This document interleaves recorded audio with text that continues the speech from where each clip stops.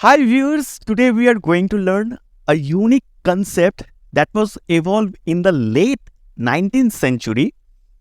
It is known as the concept of dimension analysis. It is the first chapter of your class 11 physics और chapter 1 होने से आपका एक confusion आ सकता है, यहाँ से फिजिक्स चालू होता है। नहीं, इसके आगे फिजिक्स बहुत कुछ करके दिया था, न्यूटन, गैलीलियो, बहुत साइंटिस्ट ने अपना कंट्रीब्यूशन हम लोग को करके दिए। उसके बाद चलते चलते एक कंसेप्ट इवॉल्व हुआ जो कोई भी सिचुएशन में फिजिक्स को बहुत इजीली डिफाइन किया जा सकता था। अब देखो यहां पर करना क्या है, कोई एक सिचुएशन मिलेगा, सिचुएशन में जैसे तुम समझो फोर्स निकालना है। अब वो सिचुएशन में फोर्स किसी किसी फैक्टर के ऊपर डिपेंडेंट रहेगा, वो फैक्टर को कंबाइन करके फोर्स का एक एक्सप्रेशन जनरेट करना है। अब ये चीज पहले भी होता था, खूब टफ होता था, क्योंकि एट दैट मोमेंट न्यूटन या कोई भी दूसरा साइंटिस्ट को ट्रायल एंड एरर मेथड से गुजरना पड़ता था, जिसमें क्या होना है, एक ही कंसेप्ट जो दिमाग में चल रहा है, अपना इंट्यूशन, इमेजिनेशन में आ रहा है, उसको प्रैक्टिकली परफॉर्म करके उसका वैल्यू उसको नोट डाउन करके कंक्लूजन या फॉर्मूला जनरेट किए जाए। जैसे force equal to G m1 m2 by r square, ये इसका इमेजिनेशन, डिफरेंट मास के बारे में सोच के एक फॉर्मूलेट करके ये एक कंक्लूजन आया। तो फिजिक्स बहुत टाइम ले रहा था अपने आप को इवॉल्व करने में। उसके बाद लेट 19th सेंचुरी में एक साइंटिस्ट आए, late 19th century to be precise, it was proposed in the year 1877 by the scientist called Lord रेलिंग, और थर्ड लॉर्ड रेलिंग, मतलब लॉर्ड रेलिंग बोल के बहुत सारा साइंटिस्ट था, तो तीसरा वाला साइंटिस्ट, अगर नाम में कंफ्यूजन है, इनका दूसरा भी नाम था John William start. If you do not know him, you know his discovery, the discovery of argon gas. You all know, for the discovery he get the Nobel Prize. तो उन्होंने एक फिजिक्स के कंसेप्ट के ऊपर काम कर रहे थे, वो जेट इंजन का एफिशिएंसी इंक्रीज कर रहे थे।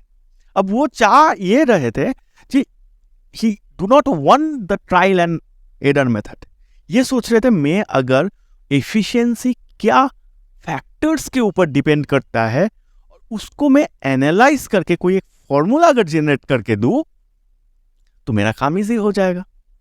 इसलिए वो न्यूमेरिकल वैल्यू को नहीं सोच के वो फैक्टर्स का फंडामेंटल में फोकस किए। जैसे मैं आपको बताता हूं, कोई भी इंजन का एफिशिएंसी, एयर प्रेशर, मतलब कोई भी इंजन बोल के जेट इंजन का एफिशिएंसी एयर प्रेशर, फिर वो कितना रोटेशन घूम रहा है, घुमाना पड़ रहा है, कितना एनर्जी देने पड़ेगा, ये सब चीज। फिर जो जेट इंजन है, जेट टोटल जेट है, उसका मास के ऊपर डिपेंड करेगा, वो हल्का होगा तो जल्दी उसको कम ईंधन में उसको एक जगह ए पॉइंट ए से पॉइंट बी में लेके जाया जा सकता है इजीली। तो ये सब सोच रहे थे, इसको वो सोच रहे थे, इसको ये सब फैक्टर्स को फंडामेंटल्स में एनालाइज करके एक फॉर्मूला जनरेट किया जाए। द कंसेप्ट और the formula of the efficiency of the engine जो वो प्रपोज किए थे, वो concept was very tough. I am not going to discuss that, but I can give you a easier example to explain what Lord रेलिंग और John William Strutt was thinking at that moment to create any formula in a specific problem. So he used dimension analysis as a tool to solve और create formula. So, for example, in different situation, I am trying to define force. For example, आप एक बड़ा पत्थर लेके खड़े हो, तो तुम्हारा हाथ पे दर्द हो जाएगा, तो क्योंकि पत्थर तुम्हारे हाथ के ऊपर एक फोर्स दे रहा है। ये फोर्स क्या क्या फैक्टर के ऊपर डिपेंड है, थोड़ा सोचो। अगर वो बड़ा हो जाए पत्थर, मतलब इफ द मास इंक्रीज और decrease, force exert on your hand will be increase and decrease accordingly. अब ग्रेविटी, अर्थ में जो ग्रेविटी है, तुम जुपिटर में चला जाओ, ग्रेविटी हद से इंक्रीज हो जाएगा अकॉर्डिंगली मास इनटू ग्रेविटी, ये वेट होता है, वेट हट से इंक्रीज हो जाएगा। जैसे अगर चांद में चला जाओ तुम्हारा वेट घट जाएगा due to the less gravity, तुम्हारे हाथ में कम प्रेशर फील होगा, ठीक है ना। तो इन this situation force is nothing but mass into gravity when I am holding a stone of mass m। और एक तो सिचुएशन सोचो, एक सोर्स है जहां से बुलेट निकलता है, डिफरेंट साइज और शेप का बुलेट निकल रहा है। पिस्टोली समझो, डिफरेंट शेप का बुलेट वहां से निकल सकता है, समझ लो 9 mm 20 mm का बुलेट एक ही जगह से निकल रहा है। तो क्यों बता रहा हूं, अगर उसका साइज छोटा होगा तो मास कम होगा, उसमें एक्सीलरेशन ज्यादा होगा क्योंकि गन उसके ऊपर ज्यादा फोर्स अप्लाई कर चुका। तो यहां पर वो जो गन इसके ऊपर फोर्स अप्लाई किया है तो वो मास के ऊपर डिपेंडेंट है बुलेट का, और उसके वजह से उसमें ज्यादा एक्सीलरेशन आया। ये दो वजह। अगर बुलेट का मास ज्यादा हो जाए तो वो थोड़ा धीरे भागेगा तो उसका एक्सीलरेशन भी कम होगा। In this situation force can be defined as force equal to mass into acceleration. यही न्यूटन का सेकंड लॉ है। अच्छा, और एक तो सिचुएशन सोचते हैं, एक पत्थर ले लो मास m का, एक धागा ले लो l लेंथ का या r लेंथ का, उसको घुमाओ, या चार्जर में डेटा केबल लगा के घुमाओ। अगर वो लेंथ अगर छोटा होगा ना धागा का या स्ट्रिंग का तो तुमको घुमाने में इजी होगा। अगर लेंथ बड़ा हो जाए तुमको थोड़ा प्रॉब्लम होगा। That means length is a factor when while the stone is orbiting in a circular path. अब उसका मास बड़ा छोटा कर दो, अगर छोटा होगा तुमको घुमाने में इजी होगा, तुमको फोर्स कम देना पड़ेगा। अगर ज्यादा बड़ा होगा तो उसमें तुमको ज्यादा फोर्स देना पड़ेगा। तो इन this case mass is also a factor. अगर तुम उसको धीरे धीरे घुमाना चाह रहे हो तो तुमको कम फोर्स देना पड़ेगा। अगर जल्दी जल्दी घुमाना चाह रहे हो तो तुमको ज्यादा फोर्स देना पड़ेगा। That means the velocity at which it is rotating, it is also a factor. In this case, velocity force is defined as force equal to mv square by r. So, r is the length of the string. So, you can observe different type of expression of force. Confusion हो सकता है तो Lord railing सोचे इनका expression different होने से भी इसका फंडामेंटल सेम होना चाहिए। चलो उसको देखते हैं। अब फंडामेंटल्स क्या है? When we totally overlook the numerical value. चलो एक एग्जांपल से समझते हैं। जैसे तुम 550 मीटर का एक स्केल लेने का सोच रहे हो, या 50 सेंटीमीटर का एक स्केल लेने गए, या एक वायर लेने गए वायरिंग के लिए। तो what is this fundamental of 50 metre और 50 centimetre? It is nothing but a length. The value और the metre can be change. Metre centimetre क्या है? सीजीएस और एसआई यूनिट का मेजरमेंट। न्यूमेरिकल वैल्यू भी चेंज हो सकता है, लेकिन इसका लेंथ ये फंडामेंटल है। वो कभी भी वो सीजीएस हो जाए एसआई हो जाए, लेंथ लेंथ ही रहेगा। सिमिलरली 500 ग्राम और केजी तुम ऑनियन लेके आ रहे हो, तो what is the fundamental? It is nothing but the mass. As you increase the numerical value weight mass increase हो जाएगा, लेकिन ग्राम से तुम केजी आ सकते हो, टन में आ सकते हो। At any situation the mass is the fundamental. तो वो ये सोच रहे थे इसके हिसाब से अगर फोर्स को डिफाइन किया जाए in every situation, Lord railing ये सोच रहे ऐसे डिफाइन करना है। तो इसको कहा गया फिजिक्स में fundamental units. The fundamental units are 7 type of fundamental units. और अभी हम लोग को जो काम में आएगा नॉर्मल क्लास 11 का initially 3 fundamental units M L and T, mass length and time. इसके अलावा temperature, current, mole, luminous intensity, ये 7 हमारा फंडामेंटल यूनिट है। 12 में आ सकता है, 12 का बहुत कंसेप्ट भी यहाँ पर तुम डायमेंशन एनालिसिस कर सकते हो, लेकिन 11 के पॉइंट ऑफ व्यू में अभी 3 लगेगा, तो अभी 3 के ऊपर फोकस करते हैं। तो fundamental units can create another type of unit. तो जैसे तुम्हारा घर में घर बनाने के टाइम में सीमेंट, बालू, रड ऐसा फंडामेंटल से उससे डिफरेंट शेप ऑफ साइज का तुम्हारा घर बन सकता है, डिफरेंट सुंदर सुंदर घर बन सकता है। फंडामेंटल्स तो सेम है ईच एंड एवरी केसेस, वहां पर MLT के ऊपर फोकस किया गया है। अब ये मिला के दूसरा कुछ यूनिट क्रिएट किया जा सकता है फिजिक्स में, इसको कहा गया है डिराइव यूनिट। अब डिराइव यूनिट क्या है? जैसे velocity, velocity equal to distance by time. Distance क्या है? एक लेंथ है, टाइम क्या है? फंडामेंटल यूनिट है। तो दो फंडामेंटल यूनिट मिला के एक डिराइव यूनिट आया। तो वेलोसिटी इक्वल टू मीटर पर second. So metre means one kind of length divided by time, divide को ऊपर अगर लेके जाए LT टू द पावर -1। तो इससे हम लोग इसका फंडामेंटल एक्सप्रेशन में कन्वर्ट कर दिया। जैसे यहां पर एक्सीलरेशन है मीटर पर सेकेंड स्क्वायर, मीटर पर second square, metre means length per time to the power 2, length T to the power -2, ये आपका एक्सीलरेशन है। चलो फोर्स का एक्सप्रेशन देखते हैं। ग्रेविटी क्या है? एक काइंड ऑफ एक्सीलरेशन। तो ये दोनों का जो फंडामेंटल एनालिसिस है, mass m, acceleration LT to the power -2। अब देखो यहां पर mv² है, तो यहां पर हम लोग इसको फंडामेंटल एनालिसिस करते हैं। m L/T होल स्क्वायर और रेडियस r एक लेंथ है। तो इसको अगर सिंप्लीफाई किया जाए m L² LT to the power 2, L से L कट गया, m LT to the power -2। देखो MLT to the power -2, MLT to the power -2, each and every cases में एक्सप्रेशन चेंज हो रहा है, फंडामेंटल सेम है। तो लॉर्ड रेलिंग इसके ऊपर फोकस किए और इससे एक नया कंसेप्ट का जन्म हुआ जिसे हम लोग डायमेंशन एनालिसिस कहते हैं। डायमेंशन एनालिसिस जो क्वेश्चन पूछा जाएगा, इसका टाइप जानना बहुत इंपॉर्टेंट है।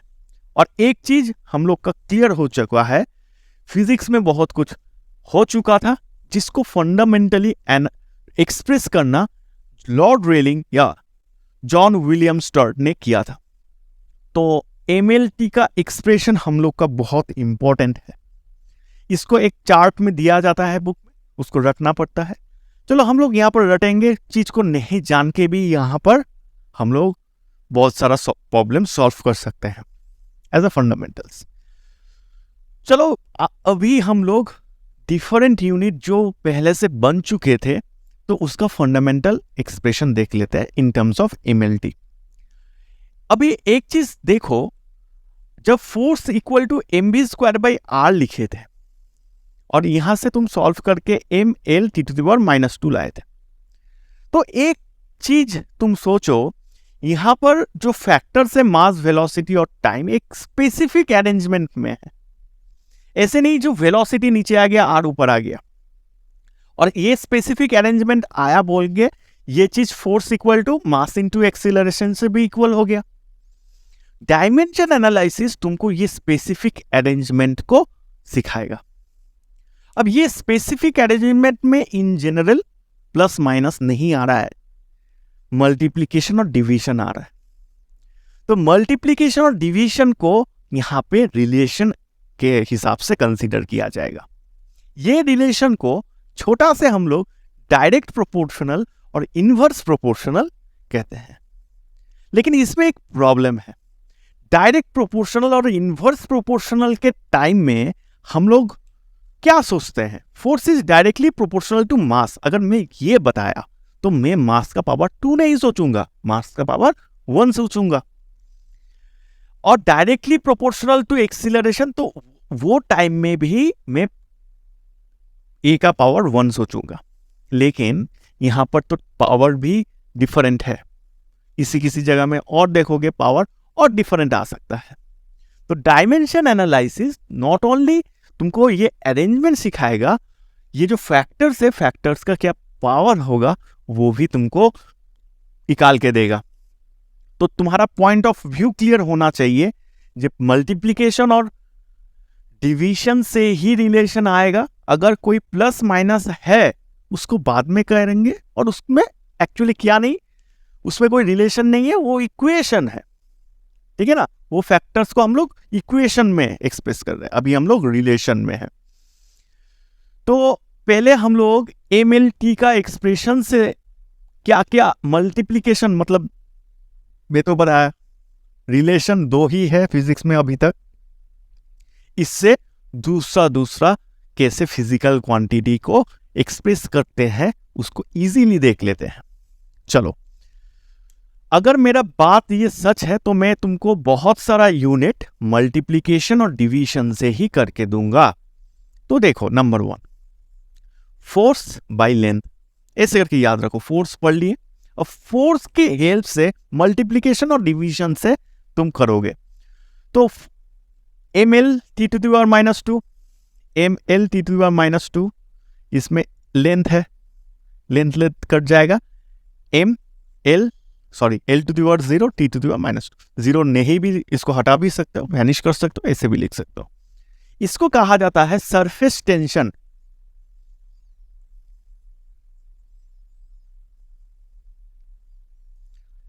और स्प्रिंग कांस्टेंट।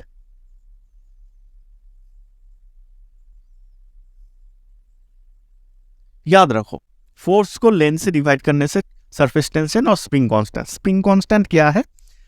जैसे बाइक के नीचे में एक स्प्रिंग रहते हैं, उसको सॉकर कहते हो, उसका स्प्रिंग बहुत ही तगड़ा होता है, उसको तुम इजीली दाब नहीं सकोगे। वही पेन में रहता है, उसको इजीली दाब सकोगे। वो स्प्रिंग कांस्टेंट एक्चुअली उससे डिफाइन किया जाता है, मटेरियल का कितना वो प्रेशर झेल सकता है। अब देखो, एल को अगर स्क्वायर किया जाए, जैसे अभी किए नंबर 2 में, फोर्स बाय लेंथ स्क्वायर, तो क्या आ जाएगा? यहां पर एल स्क्वायर आ जाएगा, ठीक है ना, ml(T⁻²) divided by L square. L कटेगा, नीचे एक एल है, ऊपर आने से ml(T⁻²) is our final expression, L⁻⁻1. It is known as pressure.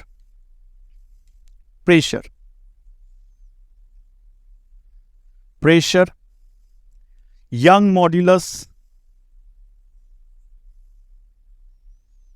देखो, ये नया चीज है, खाली याद रखो, अभी ये जरूरत नहीं है, मैं तुमको एकदम गारंटी के साथ बता रहा हूं, ये अभी याद रखो। आपके पास इतना कैपेबिलिटी अभी नहीं जनरेट हो सकता है, सब चीज को तुम अभी जान लो, क्योंकि ये तुम्हारा सेकेंड बुक में बल्क प्रॉपर्टी ऑफ मैटर्स में आने वाला है, ये तुम्हारा लॉज ऑफ मोशन में आने वाला है। तो ये करते हुए तुमको जानने का मौका मिलेगा, वहां पर कैसा क्या नहीं है डिफाइन करना है। अभी सोचो खाली ऐसे फोर्स को लेंथ से डिवाइड करने से ये दोनों आता है, दोनों का चीज सेम है। Young modulus, coefficient of elasticity,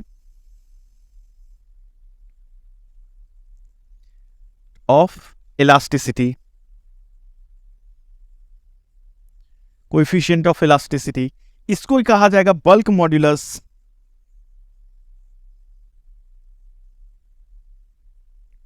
इसको ही कहा जाएगा स्ट्रेस। देखो, बुक में क्या किया जाएगा, यही चीज को डिफरेंट जगह में दिया जाएगा, एक ही फॉर्मूला, एक ही एक्सप्रेशन को रखा जाएगा, तुम कंफ्यूज हो जाओगे, इसलिए मैं इस तरह से दे रहा हूं। और एक तो चीज देखो, फोर्स को अगर लेंथ से मल्टीप्लाई किया जाए, फोर्स डिवाइड किए थे लेंथ, तो क्या हो जाएगा? देखो, फोर्स ml(T⁻²) और एक लेंथ मल्टीप्लाई हो रहा है, ये लेंथ, तो ml² T⁻², ये हो गया तुम्हारा एक्सप्रेशन। फोर्स इनटू डिस्प्लेसमेंट कहा जाता है वर्क डन। वर्क डन को एनर्जी से भी, work done and energy are equal. अगर तुमको काइनेटिक एनर्जी, पोटेंशियल एनर्जी बोले, वो भी सेम है। अब देखो, यहां पर एक ट्विस्ट है, फोर्स इनटू परपेंडिकुलर डिस्टेंस, उसको टॉर्क कहा जाता है। टॉर्क क्या है? Couple of force. In general, जैसे तुम कोई टैप खोल रहे हो, तो टैप में 2 फिंगर से भी खुल सकता है, जैसे ऐसे करके तुम खोले, तो ये फिंगर इधर गया, ये फिंगर इधर गया, एक साथ 2 फोर्स एक जगह में काम कर रहा है, टॉर्क। इसमें परपेंडिकुलर डिस्टेंस इज इंपॉर्टेंट, तो उतना डिटेल में मत जाओ। फोर्स इनटू ये डिस्टेंस को जब परपेंडिकुलर डिस्टेंस कहा जाएगा, इसको ही टॉर्क कहा जाएगा। ठीक है ना, बहुत इजी हो गया। अब फोर्स को टाइम से मल्टीप्लाई किया जाए, force into time, force into time, force into time क्या होता है, M L T to the power -2 into T, आ गया M L T to the power -1। इसको कहा जाता है इंपल्स।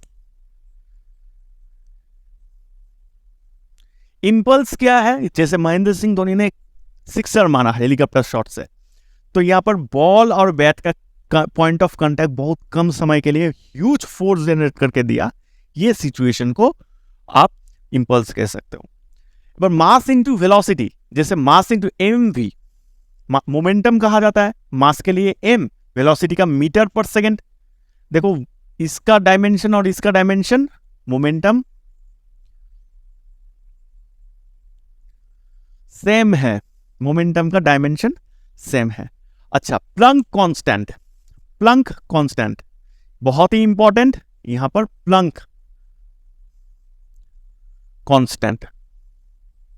अब देखो प्लंक कांस्टेंट है क्या, इसको मैं थोड़ा समझा देता हूं।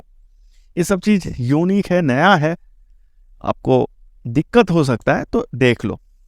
Planck constant actually E equal to H mu, energy का expression in terms of frequency को दिए, फ्रीक्वेंसी में दिए प्लंक ने, एक साइंटिस्ट थे। अब डुअल नेचर इलेक्ट्रॉन का कभी भी वेव फॉर्मेट, कभी भी मास फॉर्मेट में या पार्टिकल नेचर में वो रह सकता है, ये आप जानते हो। तो आइंस्टाइन ने एक एक्सप्रेशन दिया E equal to M C square. M क्या है, मास है, वो एक ऑब्जेक्ट पोजेस करता है, ऑब्जेक्ट नेचर को पोजेस करता है।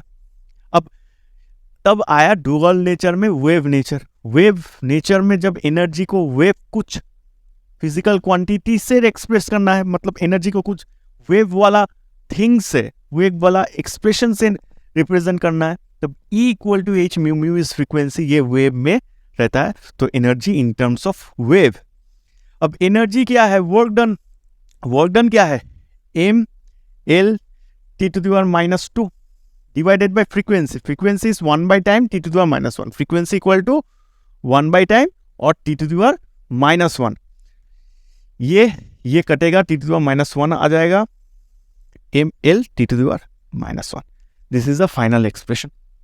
तो देखो एक साथ कितना हो गया, 1 2 3 4 5 6 7 8 9 10 11 12 13 एक छोटा जगह में आप सीख लिए हो। और एक तो चीज जो इंपॉर्टेंट है, वो बहुत ही क्वेश्चन में पूछा जाता है, that is the coefficient of viscosity. Coefficient of viscosity ये यूनिक है, इसको तुम याद भी बहुत इजीली कर सकते हो। Coefficient of viscosity represent by ईटा और एन जैसा एक टर्म है, एम एल और टी लिखो, लास्ट दो के ऊपर पावर माइनस दे दो। कोएफिशिएंट ऑफ विस्कोसिटी क्या है, एक विस्कस नेचर को दिखाता है। विस्कस क्या है, फ्रिक्शनल फोर्स इन लिक्विड। जैसे तुम अपना फिंगर को वाटर में दिए, अब उसको ही हनी में दिए, चिपचिपा हो जाएगा, वो चिपचिपापन को ही विस्कस फोर्स कहा जाता है। वो लिक्विड या फ्लूइड का नेचर ये कोई ईटा से समझ में आता है। एक स्पेसिफिक वैल्यू में ये वाटर को रिप्रेजेंट करेगा, एक स्पेसिफिक वैल्यू में ये हनी को रिप्रेजेंट करेगा या ग्लिसरीन को रिप्रेजेंट करेगा डिफरेंट वैल्यूज में। तो वही है कोएफिशिएंट ऑफ विस्कोसिटी। तो ये मोटा मोटी जानने से आपका काम हो जाएगा। आपका कोई भी बुक है स्टैंडर्ड, उसमें और यूनिट्स दिया जाएगा। आपका अप्रोच ऐसा होना चाहिए, एक तरह से आप पढ़ो जहां पर फोकस रहेगा, कोई एक सीख लिए है फोर्स को, उसको डिवाइड और मल्टीप्लाई करके कुछ नया नया यूनिट जनरेट करके लिए, ठीक है ना। तो अभी हम लोग क्या करेंगे, अभी हम लोग डिफरेंट सिचुएशन में ये सीखने के बाद, क्योंकि हम लोग देखे थे लॉर्ड रेलिंग या विलियम स्टर्ट ने ये फंडामेंटल्स के ऊपर फोकस करके डिफरेंट सिचुएशन में फोर्स का एक्सप्रेशन को एक्सप्लेन किए थे। अभी दूसरा कुछ और देंगे, अगर फोर्स छोड़ के अगर प्रेशर बोलेंगे, प्रेशर को भी एक्सप्लेन किया जा सकता है। प्रेशर का डिफरेंट सिचुएशन में डिफरेंट एक्सप्रेशन आ सकता है। तो चलो कुछ न्यूमेरिकल लेके इसको अभी समझा जाए। तो क्वेश्चन कैसे पूछा जाता है उसको भी पहले समझो, उसको पकड़ो, उसका टाइप देखो। ये MLT वाला कंसेप्ट एक बेस है, इसको कैसे पूछा जाएगा। दो टाइप का क्वेश्चन यहां पर आ सकता है, नंबर 1 एंड नंबर 2। नंबर 1 में तुम्हारा बेसिक जो रहेगा ML और T, मतलब इसके ऊपर बेस करके तुमको कंसेप्ट मतलब फॉर्मूला जनरेट करना है। अभी कुछ कुछ एडवांस लेवल क्वेश्चन जब तुम 11 12 दोनों कर लोगे तब ये इसके ऊपर ज्यादा क्वेश्चन पूछा जाता है नीट और जेई में। तब वो बोलेगा मैं आपको फंडामेंटल यूनिट में दे रहा हूं। अभी तुम MLT को बेसिक पकड़ के जैसे चल रहे हो, अब ये क्वेश्चन सेटर बोलेगा मैं तुमको फंडामेंटल यूनिट्स दे रहा हूं। जैसे पकड़ लो फ्रीक्वेंसी, फोर्स और पकड़ लो पावर को वो बोला फंडामेंटल यूनिट है।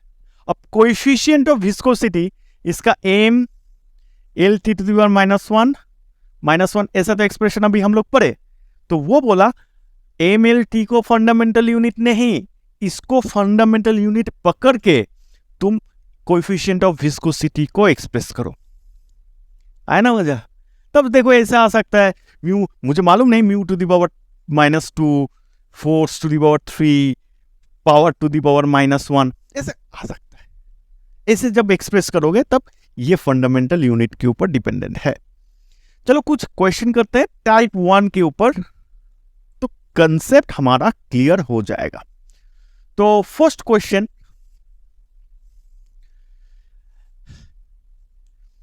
obtain an expression for a centripetal force acting on a particle। अब देखो फोकस क्या करना है, सेंट्रीपिटल फोर्स कुछ भी फोर्स है, फोर्स के ऊपर फोकस करो। वो एक पार्टिकल के ऊपर अप्लाई हो रहा है। Particle of mass m moving with a velocity v in a circular orbit, circle radius r, take constant k। देखो तुम इसको नहीं भी पढ़ के भी सम को कर सकते हो। फोर्स है, ये क्या फोर्स है तुमको वो जानना इंपॉर्टेंट नहीं, फोर्स है तुमको मालूम है, फोर्स इक्वल टू MLT -2, बात खत्म। ये क्या क्या फैक्टर के ऊपर डिपेंड कर रहा है, मास को m से लिखा जाता है। अब पावर कितना होगा मालूम नहीं, मल्टीप्लाई होगा क्या डिवाइड होगा मालूम नहीं।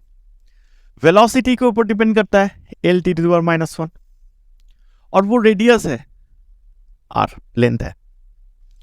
तो इसको जब तुम लिखे that force, centripetal force depend on this, therefore we can write force is related to mass to the power a, velocity to the power b, radius to the power c। अब जब तुम इसको हटाओगे, ये प्रोपोर्शनल साइन को तुम हटाओगे, तब वो एक कांस्टेंट आएगा k। बुक में या क्वेश्चन में तुमको 1 दिया गया है। m to the power a, v to the power b, r to the power c। When we are going to analyze the dimension, इसको एक थर्ड ब्रैकेट में रखो तो समझ में आ जाएगा ये हम लोग डायमेंशन एनालिसिस कर रहे हैं, ठीक है ना। तो फोर्स का डायमेंशन क्या होता है, MLT to the power -2 sorry, k का कोई डायमेंशन नहीं है, 1 ही बता दिया है। m to the power a, velocity L T to the power -1 b, length to the power c, m to the power a sorry L to the power b plus c, यहां पर b आएगा और यहां पर c है, T to the power -b, यहां पर ML T to the power -2। If right hand side is equal to the left hand side, therefore the power will be equal. यहां पर मास का पावर 1 है, m का पावर a है, तो a should be equal to 1। Mass equal है, length b plus c equal to, length का power 1 है, b plus c equal to 1। Time T to the power -2 B to the power -1, तो B equal to 2, B equal to 2 अगर बैठाओगे उधर जाएगा तो सी equal to -1। अब ए B सी का देखो पावर आया विथ साइन, साइन से मल्टीप्लीकेशन और डिवीजन समझ में आता है।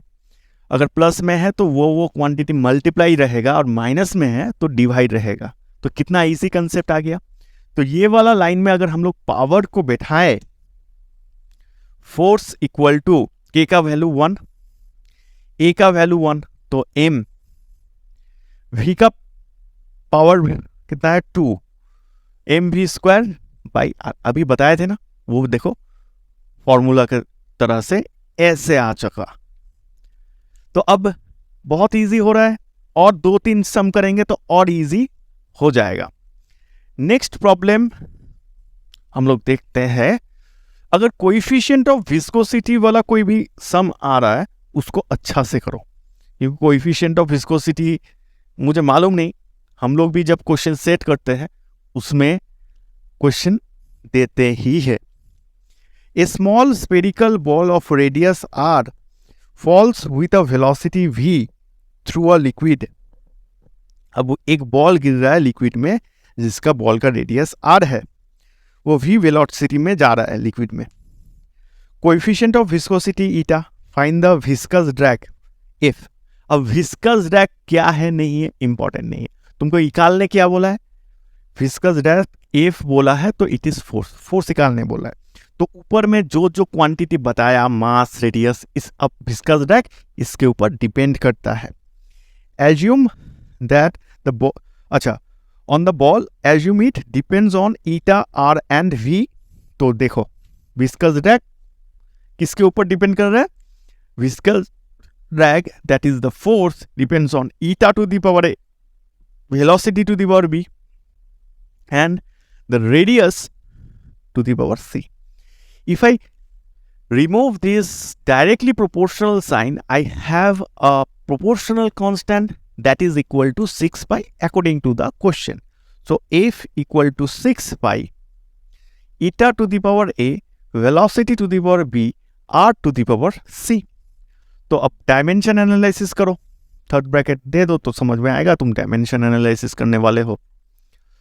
So force equal to m l t to the power -2, 6 पाई का कोई डायमेंशन होता नहीं है, ईटा का m l और t लिखो दोनों के ऊपर -1 a, l t to the power -1 b, length to the power c। So m l t to the power -2।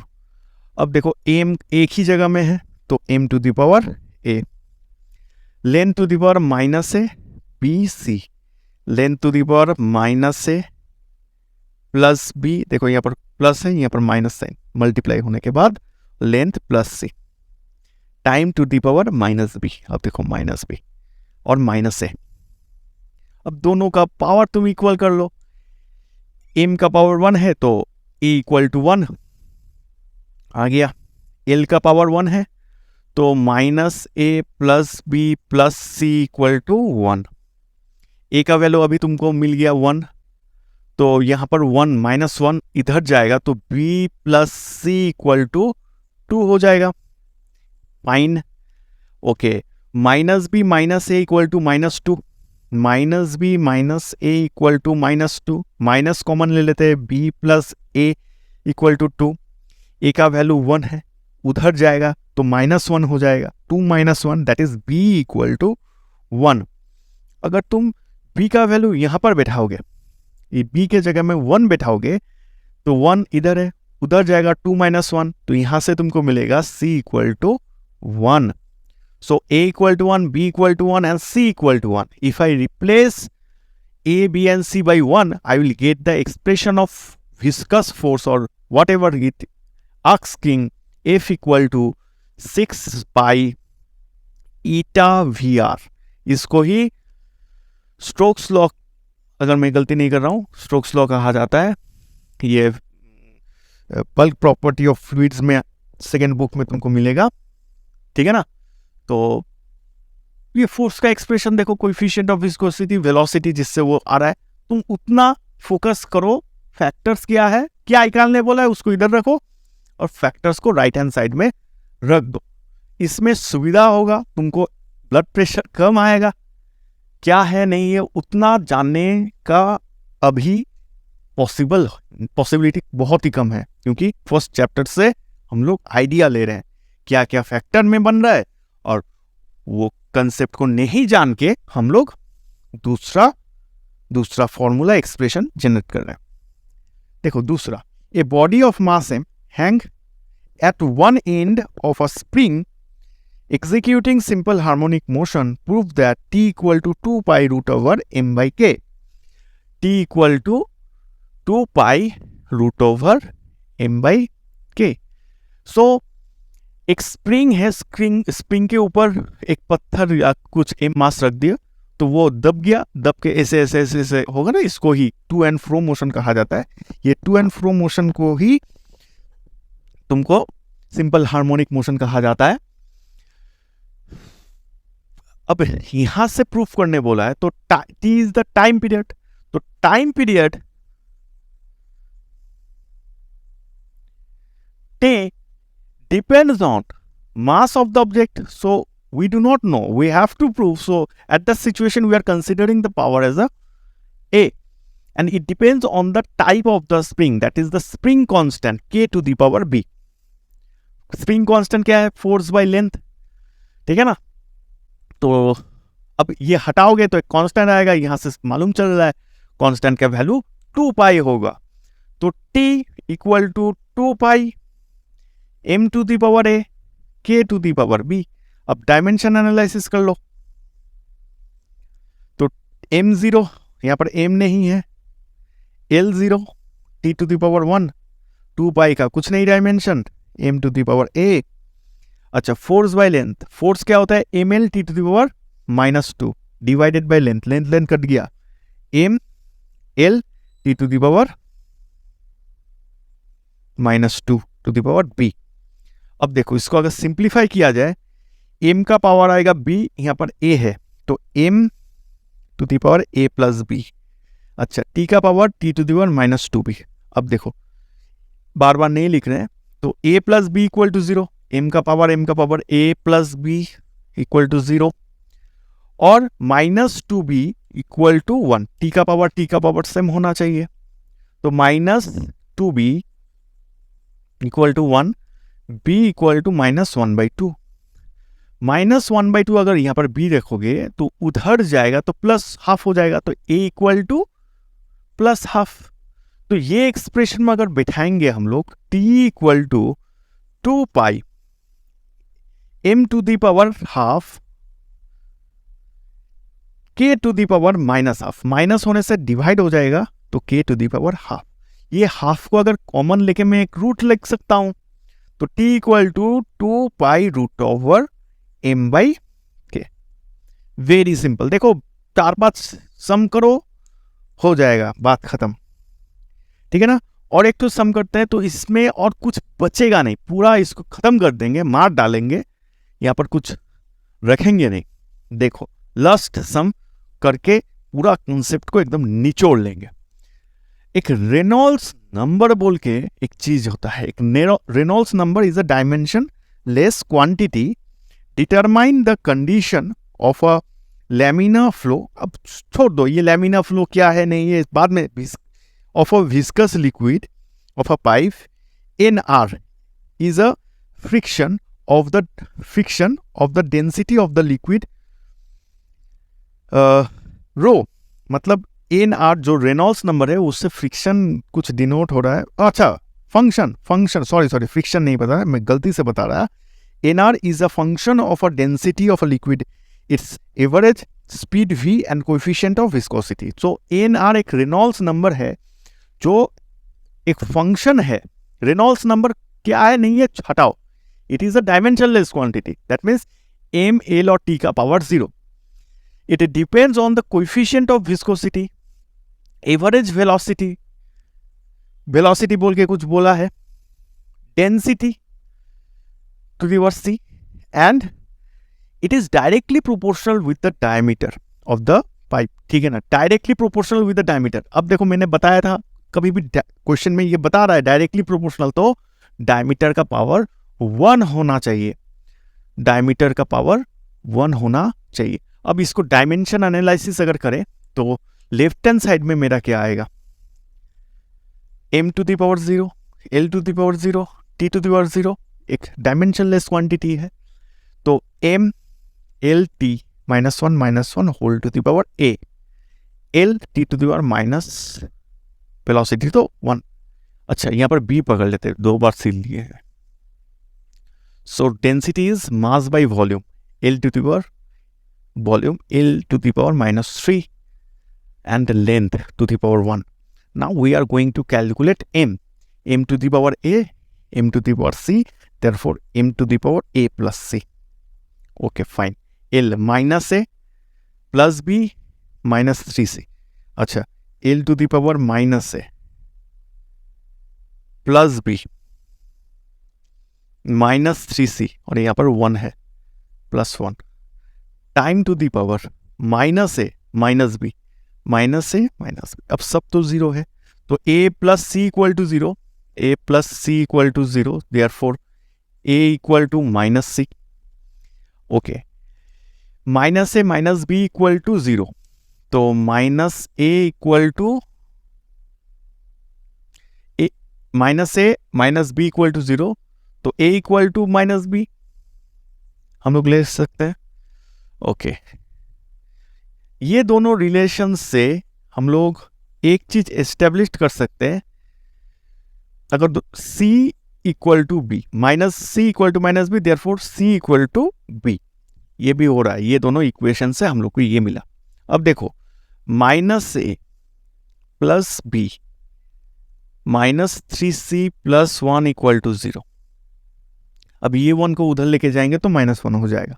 अच्छा, a equal to minus C, अच्छा, a equal to minus B लेते हैं, a equal to minus B, तो minus minus plus B plus B, अब c equal to B है, तो -3b equal to -1, तो यहाँ पर 2 और एक minus B,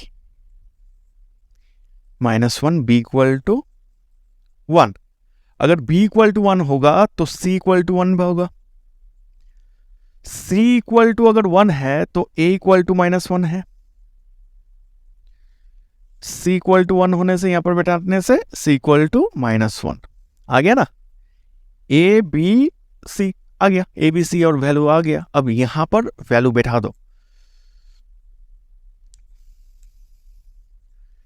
Reynolds number is directly proportional with eta to the power a is -1। अच्छा, नीचे आ जाएगा, eta नीचे आ जाएगा, वेलोसिटी b का वैल्यू 1, तो वेलोसिटी ऊपर रहेगा, डेंसिटी c का वैल्यू भी 1, रो d eta, देखो प्रूव हो गया, ये फर्स्ट टाइप का सम खत्म हो गया। अब दूसरा टाइप ऑफ सम जहां पर फंडामेंटल यूनिट्स हम लोग का डिफरेंट होगा, वहां पर देख लेते हैं, वो बहुत ही इंटरेस्टिंग है, बहुत अच्छा लगेगा। अब देखो,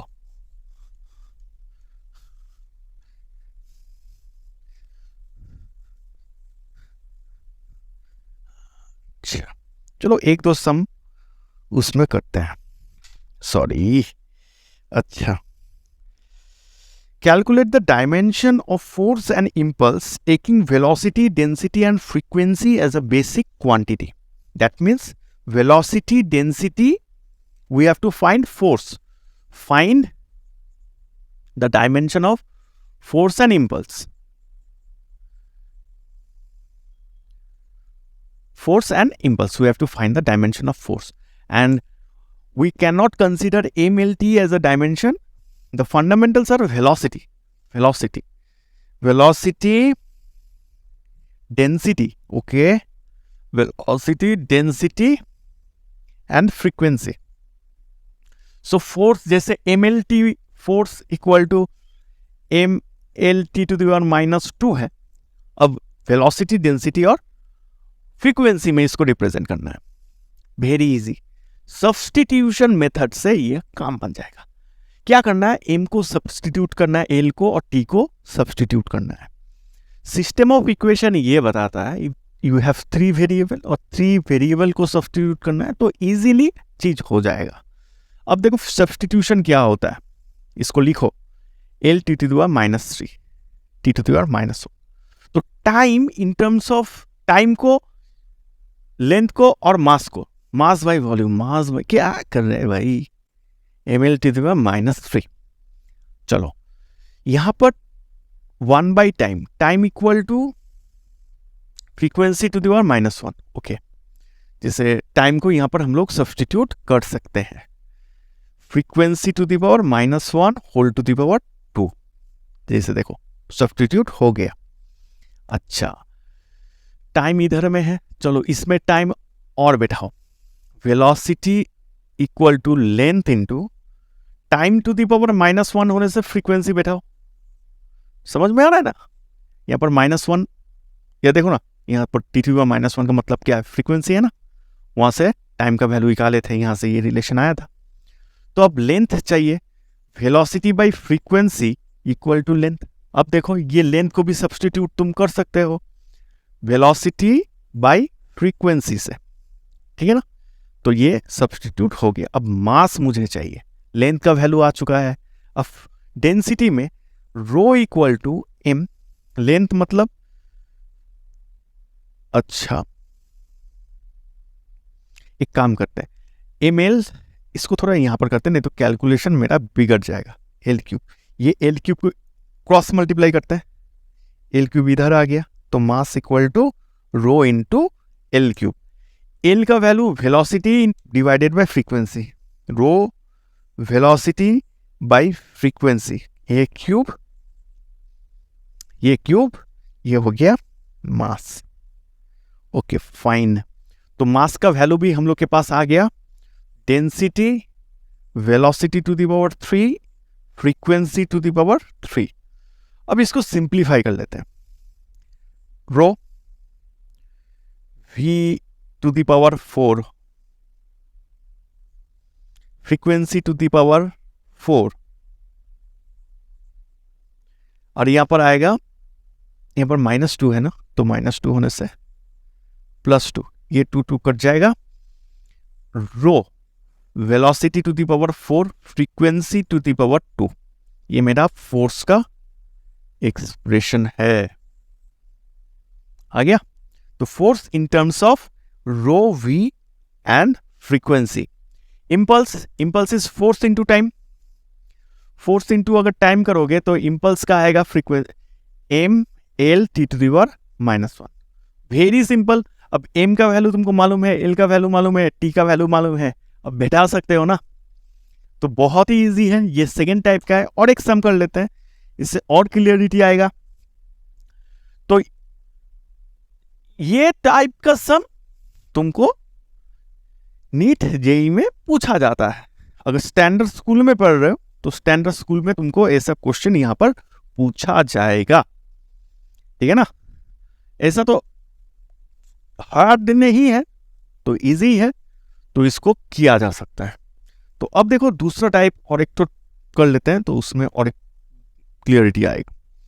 ओके, क्या बता रहा है, if energy, velocity and force taken as a fundamental quantities, energy, velocity and force considered as a fundamental quantities determine the expression of mass.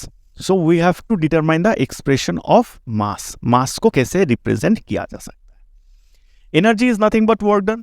So E equal to ml t to the power -2. Okay. Velocity is distance by time. L t to the power -1. Force equal to m L t to the power -2, sorry, energy equal to ml square t to the power -2। अब देखो तुम्हारा अब क्या करना है, आगे वाला सम में फ्रीक्वेंसी दिया हुआ था, तो फ्रीक्वेंसी और टाइम में एक यूनिक रिलेशन था, frequency equal to t to the power -1। यहां से टाइम इजीली मेरा निकल रहा था। अब वो टाइम को दूसरा जगह में हम लोग बैठाए, एल आते गया, एम आते गया। अब देखो ई यहाँ पर क्या हो रहा है, सब जैसे म्यू एक फंडामेंटल यूनिट के हिसाब से हम लोग कंसीडर जब किए थे, तब इसका जो राइट हैंड साइड में एक ही एम एल और टी के में से एक ही था, टी। अब देखो इसमें सब में क्या है, दो दो करके है, दो तीन करके है। तो अब यहाँ पर क्या करना पड़ेगा, दो दो को डिवाइड या मल्टीप्लाई करना पड़ सकता है एक एक चीज को लाने में। अब देखो एफ और ई को अगर डिवाइड किया जाए, if you divide this two, E by F that is M L square T to the power minus 2 divided by, अब अपना थोड़ा अप्रोच यूज करना पड़ेगा, M L T to the power minus 2 cut गया, M M cut गया, L L कटने से एक एल बचेगा। तो E by F is L. Okay, if I substitute L over here, I can find the value of T. So इसको मैं T to the power minus 1 को मैं T ऐसे लिख सकता हूँ, क्रॉस मल्टीप्लाई करूंगा तो T equal to L by V। अब L का वैल्यू क्या है, एनर्जी बाई फोर्स। तो T का वैल्यू देखो एक ही तरह से हो रहा है, यहाँ पर डिवाइड करके एक फंडामेंटल यूनिट्स को मैं निकाला, एल का वैल्यू, वहां पर फ्रीक्वेंसी डायरेक्ट दे रहा था, इजी हो गया, कोई बात नहीं है, थोड़ा टफ करके यहाँ पर कर लेते हैं, ई बाई एफ इंटू वेलोसिटी, ये हो गया मेरा टाइम। अब फोर्स में क्या करते हैं, एल का वैल्यू और टी का वैल्यू बैठा देते हैं, मेरा एम का वैल्यू आ जाएगा। अब देखो यहाँ पर T to the power minus 2, इसको डिवाइडेड बाई टी स्क्वायर कर लेते हैं, एम चाहिए खाली, प्रोसेस सभी सेम है, F into T square divided by L equal to M. अब बैठाओ, फोर्स की तरह रहने दो, टी का वैल्यू क्या है, E force E square, T square है तो E square F square velocity square आ गया। अब लेंथ क्या है, ई बाई एफ, तो नीचे ई ऊपर एफ आ जाएगा, एफ बाई ई आ गया। अब इसको सिंप्लीफाई कर लो और एफ से एफ मर गया तो इक्वल टू एम,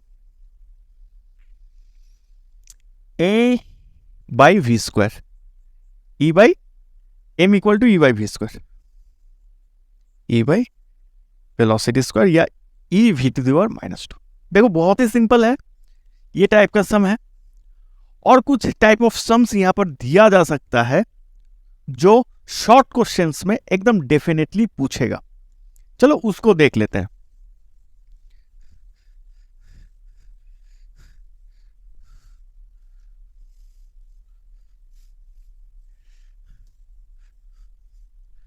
अगर तुम ये वीडियो देख रहे हो, पूरा देखने से मुझे लगता है पूरा चैप्टर का तुम्हारा एक आउटलुक हो जाएगा। ऐसा नहीं है जैसे प्रॉब्लम्स सॉल्व बहुत करना है उसके बाद तुमको एक चैप्टर आएगा, ऐसा नहीं।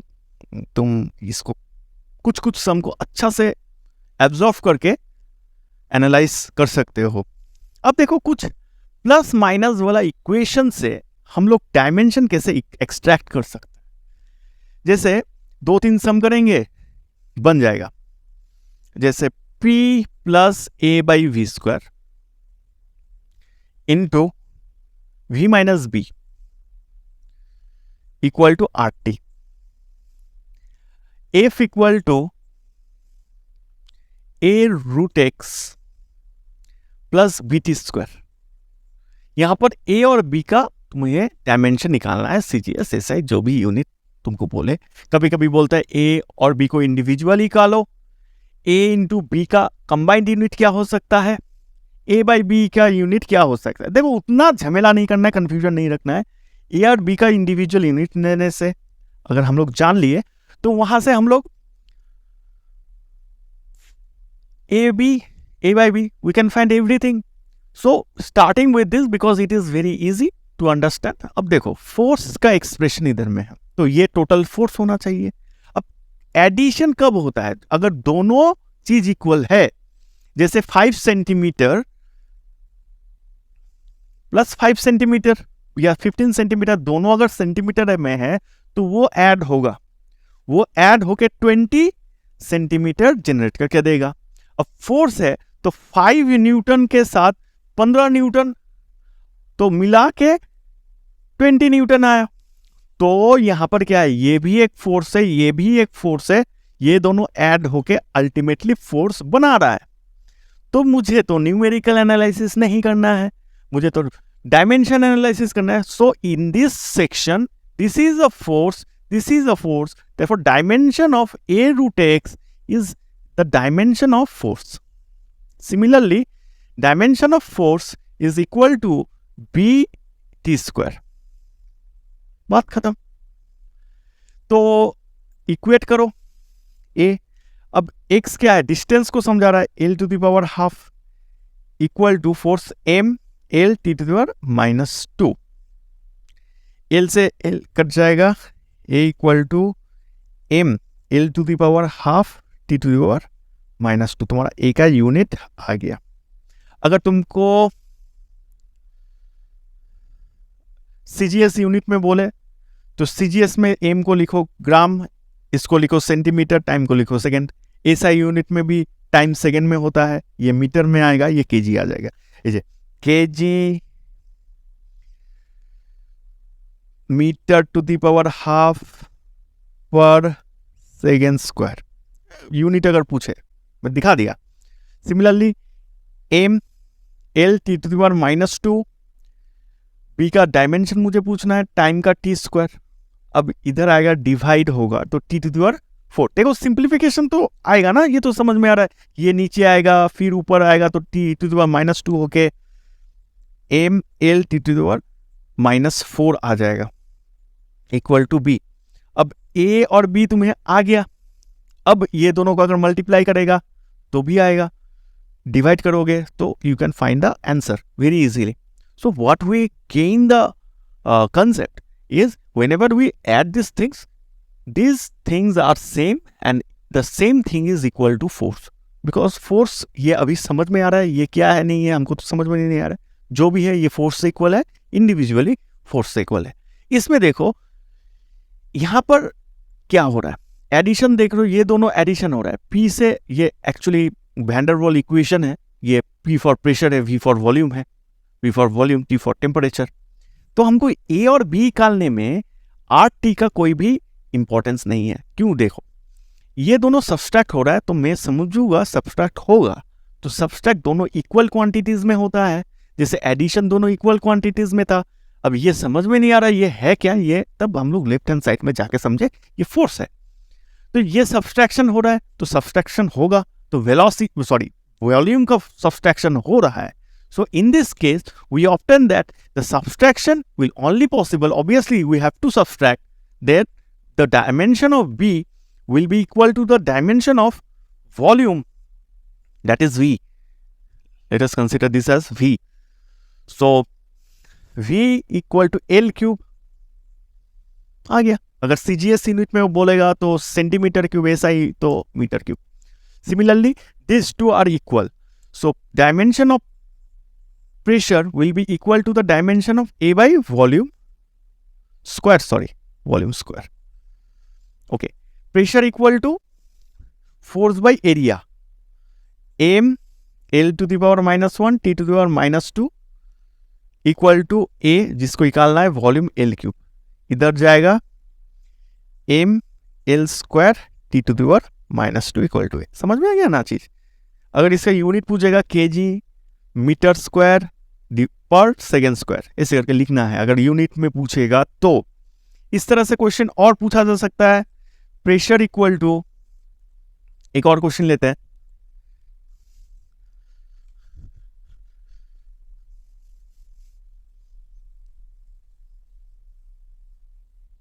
जैसे pressure P equal to B minus X square by AT। देखो ऊपर में सब्सट्रैक्ट हो रहा है तो पॉसिबल है सब्सट्रैक्ट हो जाएगा। तो dimension of B is equal to X square, X क्या है लेंथ, तो B equal to L square, ये मेरा डायमेंशन आ गया। अब A को कैसे निकालें, अब A ये दोनों सब्सट्रैक्ट होके क्या होगा, एल स्क्वायर डायमेंशन देगा, तो डायमेंशन, अब देखो इसमें क्या कहानी हो रहा है, dimension of P is pressure, pressure का डायमेंशन क्या होता है, M L to the power -1 T to the power force by area, L कटेगा। हाँ, अब देखो ये दोनों सब्सट्रैक्ट होने के बाद तो ऑब्वियसली 5 मीटर स्क्वायर से 3 मीटर स्क्वायर कट गया, तो मीटर स्क्वायर में ही डायमेंशन आएगा, मेरा तो न्यूमेरिकल एनालिसिस नहीं है, एल स्क्वायर ये सब्सट्रैक्ट होने से जो डायमेंशन आने वाला है, ए इंटू टी, ए का डायमेंशन निकालना है तो क्रॉस मल्टीप्लाई करो, L square by M L to the power -1 T to the power -2 into T, ये एल ऊपर जाएगा, एम ऊपर जाएगा, M to the power -1 L to the power 3 T to the power -1 ऊपर जाएगा तो टी, ये आ गया मेरा ए का यूनिट डायमेंशन। तो देखो बहुत ही ईजी है, ये थोड़ा डिफरेंट टाइप का था, बी का डायमेंशन आ गया, फिर हम लोग ये दोनों को एक ही मतलब सब्सट्रैक्ट होने के बाद तो ऑब्वियसली दोनों का डायमेंशन सेम होगा, तो एक डायमेंशन बिठा के इक्वेट करके वैल्यू ला दिए। तो अभी इसमें एरर एनालिसिस बाकी है, तो एरर एनालिसिस हम लोग देख लेते हैं। Now we are going to touch the last portion of this chapter, that is the error analysis. अब एरर एनालिसिस दो तरह से पूछा जा सकता है, एक एरर एनालिसिस एक फॉर्मूला में एरर, उसका एक फॉर्मूला तुमको पढ़ना पड़ेगा, और एक क्या होगा ऑब्जर्वेशन में एरर। चलो ऑब्जर्वेशन में एरर कैसे आता है उसको हम लोग डिटेल में थोड़ा एनालाइज करते हैं एक एग्जाम्पल से। एरर एनालिसिस एग्जाम्पल से ही अच्छा से समझ में आता है। चलो एक एरर तुमको इन जनरल देखने को मिलेगा जब तुम फिजिक्स प्रैक्टिकल में कुछ ना कुछ ऑब्जर्वेशन करने जाओगे, जैसे कोई एक यूनिफॉर्म और नॉन यूनिफॉर्म वेट दिया जाएगा, वो टेरा मेरा तुमको बोलेगा, अगर तुम प्रैक्टिकल में नहीं गए जब जाओगे तुमको मालूम चल जाएगा। स्क्रू गॉज से उसका डायमीटर निकाल के उसका वॉल्यूम निकालो। अब weight is nothing but a cylinder, और उसका डायमीटर बहुत छोटा होता है, तो volume of a cylinder is 2πr8, sorry 2πrh। 2π value मालूम है, आर क्या है रेडियस, डायमीटर निकाल के उसको 2 से डिवाइड करना है। अब डायमीटर तो ठीक है स्क्रू गॉज सीख लेगा, अब वो टेरा मेरा है, तो जहां जहां स्क्रू गॉज ऐसे करके रहता है, ऐसे करके वायर को तुम नापोगे, वहां पर सर्कुलर स्केल और मेन स्केल से उसका रीडिंग आता है, ठीक है ना, वो मालूम चल जाएगा, उतना अभी टेंशन मत लो। अब हाइट तो इजीली निकल जाएगा क्योंकि using the scale you can find the height, but using screw gauge we will get different diameters at every cases.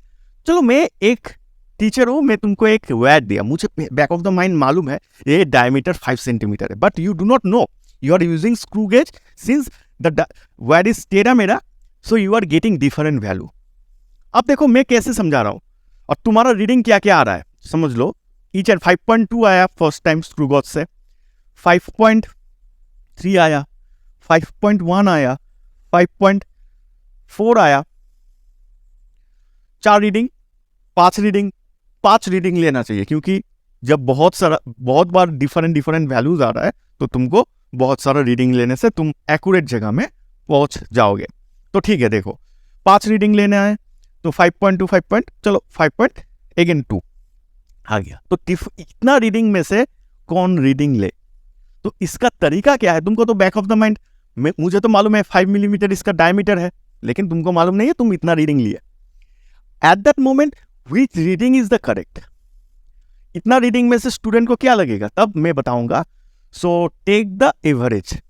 Average क्यों, एवरेज जब लोगे तुम ये 5.4, इससे सब वैल्यू घटेगा और इसका नियर अबाउट वैल्यू आ जाएगा। चलो ऑब्जर्व करके देखते हैं, अगर तुमको ठीक नहीं लग रहा है चलो ऑब्जर्व करके देखते हैं। इसका एवरेज हम लेते हैं 4 3 7 7 3 10 12 12 2 carry 1 25 26 26.5, it is the total summation. We can divide it by 5 to get the average. 5 5 ja 25, 1.2, 5 2 ja 10. So इतना सारा रीडिंग में से 2 डेसिमल तक 1 डेसिमल तक ले रहे हैं, तो तुम्हारा रीडिंग कितना है? 5.2 is your reading. But one thing is sure, the 5.2 is something that is more than that of 5. तो अगर कुछ ऐसा भी टेक्निक आ जाए, इसको क्या कहा जाएगा? Average value, AVG value. Okay, average value. अब एवरेज वैल्यू तो नजदीक आ गया, बहुत सारा रीडिंग में से एक रीडिंग बहुत नजदीक आ गया, तो मालूम चल गया बहुत सारा रीडिंग को एवरेज लोगे तो एक्यूरेट वैल्यू के बहुत नजदीक आ जाओगे. अब इसको और घटाना है. क्यों घटाना है? कि कोई ईच एंड एवरी रीडिंग तुम्हारा 5 से ऊपर है. अगर तुम्हारा इंस्ट्रूमेंट में कुछ गलती होता तो सब 5 का नीचे आता. ऐसा भी सिचुएशन होता ना, तब तुमको क्या बोलते? रीडिंग को थोड़ा बढ़ाना है. Now all the readings are greater than that of 5, so we have to decrease. मुझे तो मालूम है 5, लेकिन तुमको तो मालूम नहीं है. अब देखो क्या है. तो अब हम क्या कंपेयर करेंगे? 5.2 से ईच एंड एवरी वैल्यूज को कंपेयर करेंगे. तो 5.2 पहला रीडिंग से कितना है? 0. सेकेंड रीडिंग से 0.1. थर्ड रीडिंग से -0.1. फोर्थ रीडिंग से +0.2. तीसरा रीडिंग से 0. अब देखो यहां पर माइनस लिखे हैं, ठीक है ना. एरर में कभी भी गलती माइनस या प्लस, हर टाइम प्लस में आता है, माइनस में नहीं आता है. क्यों? अगर तुम 50 कोई एक सम का आंसर है, 48 लिखोगे तब भी तुम्हारा रॉन्ग है, 2 का गलती है. तुम ऐसे नहीं बताओगे -2 का गलती है, 2 का गलती है. 52 भी लिखोगे तो वहां पर भी 2 का गलती है, ऐसा नहीं बताओगे +2 का गलती है. तो गलती ईच एंड एवरी टाइम तुम क्या बताओ जे प्लस में ही आता है. तो देखना, तब ये जब कंपेयर कर रहे हैं, ईच एंड एवरी लेंथ से कंपेयर कर रहे हैं, तो जो ये वैल्यूज है we should take in plus form, not in minus form. इसको ही देखना बुक में एप्स मॉड्यूलस वैल्यू से, मॉड्यूलस से कंसिडर किया जाएगा. तो इसको अगर L1, L2, L3, L4, L5, इसको ऐसे देखना, डेल L1, डेल L2, इसको del L3, del L4, del L5. मतलब ईच एंड एवरी रीडिंग में डिफरेंस, ठीक है ना. L1 0. तो अब डेल L मतलब इसका भी एवरेज ले लेते हैं. ईच एंड एवरी केस में बहुत सारा रीडिंग आने से उसको ऐड करके एवरेज कर लो. 0.1, 0.1, 0.2, तो 0.4 आ गया. माइनस भी प्लस करके लेंगे तो 0.2, 0.4 डिवाइडेड बाई 5. अब देखो इसको जल्दी से करते हैं ना, इंटू 2 कर लो. इंटू 2, नीचे आ जाएगा 10, ऊपर आ जाएगा 8. तो 0.08, नीचे 10 आ जाएगा ना, तो ऊपर 8 आ गया, 0.08. तो 0.08 ये जो वैल्यू है इसको कहा जाता है absolute error.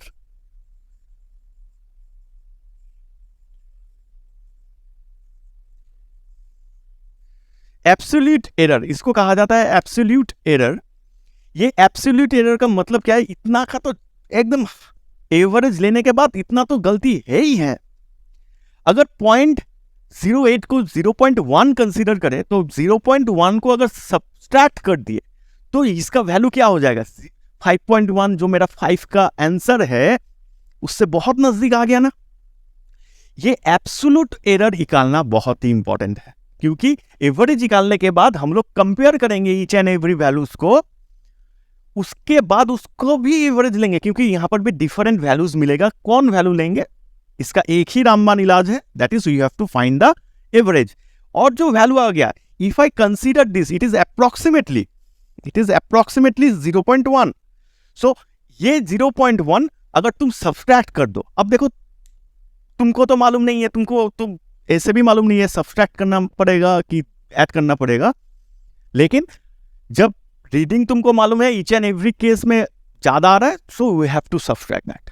If you do not know at that situation what we'll do, we'll write in a specific manner. That means this is 5.2 is your average value and it is absolute error. मतलब इतना का गलती है. अब गलती ज्यादा भी हो सकता है, कम भी हो सकता है. अगर तुमको मालूम है जो गलती यहाँ पर इतना ज़्यादा है तो माइनस कर दो 0.1। अगर मालूम नहीं है तो प्लस माइनस करके छोड़ दो। This is the standard form of writing the error. अगर तुमको किसी तरह से मालूम चल जाए जी ये मेरा each and every reading original value से ज़्यादा है, so at that situation we have to subtract. अगर ये मेरा 4.9 4.88 ऐसा होता तो मुझे ऐड करना पड़ता, तो एट दैट सिचुएशन 0.1 तुम्हें ऐड करना पड़ता। एब्सोल्यूट एरर मतलब वो ज़्यादा भी हो सकता है प्लस कम भी हो सकता है। हम लोग को अगर 5 मालूम नहीं है तो हम लोग तो एब्सोल्यूट एरर मतलब इतना का गलती एकदम एग्जैक्टली है, कैसे लिखे मालूम नहीं है, प्लस माइनस करके छोड़ दो। This is one kind of error analysis. We can take another example to make it crystal clear. इसमें और कुछ एक्सप्रेशन पूछा जा सकता है। एब्सोल्यूट एरर और एवरेज वैल्यू जब आ गया उसका जो प्लस माइनस फॉर्म को, इसको स्टैंडर्ड फॉर्म ऑफ एरर कहा जाता है। एक और एग्जांपल लेते हैं, इसमें और कुछ पूछा जा सकता है, उसको देखो। एक टाइम पीरियड लिया गया है, time period of a pendulum तुम कंसीडर किए हो तो 2.63 2.56 अच्छा 2.71 2.80 1 2 3 4 readings we have taken. mean value, mean absolute error, relative error, percentage error. अब देखो रिलेटिव एरर और परसेंटेज एरर तो तुमको नया चीज है, यहां करते हुए जानेंगे। तो मीन वैल्यू क्या है, जो रीडिंग है उसको ऐड करके डिवाइड कर लो तो ही मीन आ जाएगा। So what is the mean value, 6 + 4 10 0 1 7 5 12 8 20 26 27 carry 2 point 1 2 3 4 8 10. So if we divide it by 4 we can find the mean value. 4 2 ja 8 2.7 4 7 ja 20 4 7 ja 28 6 जा। सो यहाँ पर 2 डेसिमल तक है तो मेरा फॉर्म 6 4 जा 24 लेते हैं, 24 3.0 7 जा 28 तो 2 रिमाइंडर है। 2.67 इज योर मीन वैल्यू। तो नंबर 1 आंसर क्या आ गया, मीन वैल्यू।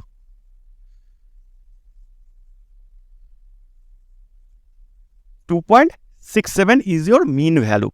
फाइन। अब मीन वैल्यू से कंपेयर करना है, कंपेयर करके मैं एब्सोल्यूट एरर मतलब जितना का एकदम मतलब मीन में भी मैं बहुत नजदीक आ चुका हूं, अब इसमें भी कुछ ना कुछ प्लस या माइनस में एरर है, एब्सोल्यूट एरर कहा जाता है। तो उसको क्या किया जाए, कंपेयर किया जाए। इसको del T1 del T2 sorry T1 T2 T3 T4। So del T1 इसको कैसे किया जाए, 2.63 और इसका अगर डिफरेंस देखा जाए प्लस माइनस हटाओ तो 0.04 का। डेल T2 56 तो इसको अगर सब्सट्रैक्ट किया जाए तो 0.11 का डिफरेंस आ रहा है, ठीक है ना। 1 दे दे 7 1 दे दे 6। अच्छा 67 68 69 70 71 0.04 का डेल T3 0.04 प्लस माइनस दो, कोई दिक्कत नहीं है। जब तुम ऐड करोगे फिर प्लस करना पड़ेगा, बुक में देखना मॉड्यूलस दिया जाएगा, ठीक है ना। 67 3 13 डेल T4 इक्वल टू 0.13। अब इसका मीन ले लो तो इसका मीन क्या कहा जाएगा, डेल T 4 3 7 4 4 8 11 12 2 कैरी 1 1 2 3.0। अब इसको 4 से अगर डिवाइड किया जाए तो 4 से अगर डिवाइड किया जाए तो एवरेज वैल्यू आ जाएगा, डिवाइडेड बाई इसको 4 कर दो तो 0.08 0.08। Therefore del T equal to 0.08। Second. सो इतना का तो एरर है, this is called the absolute error.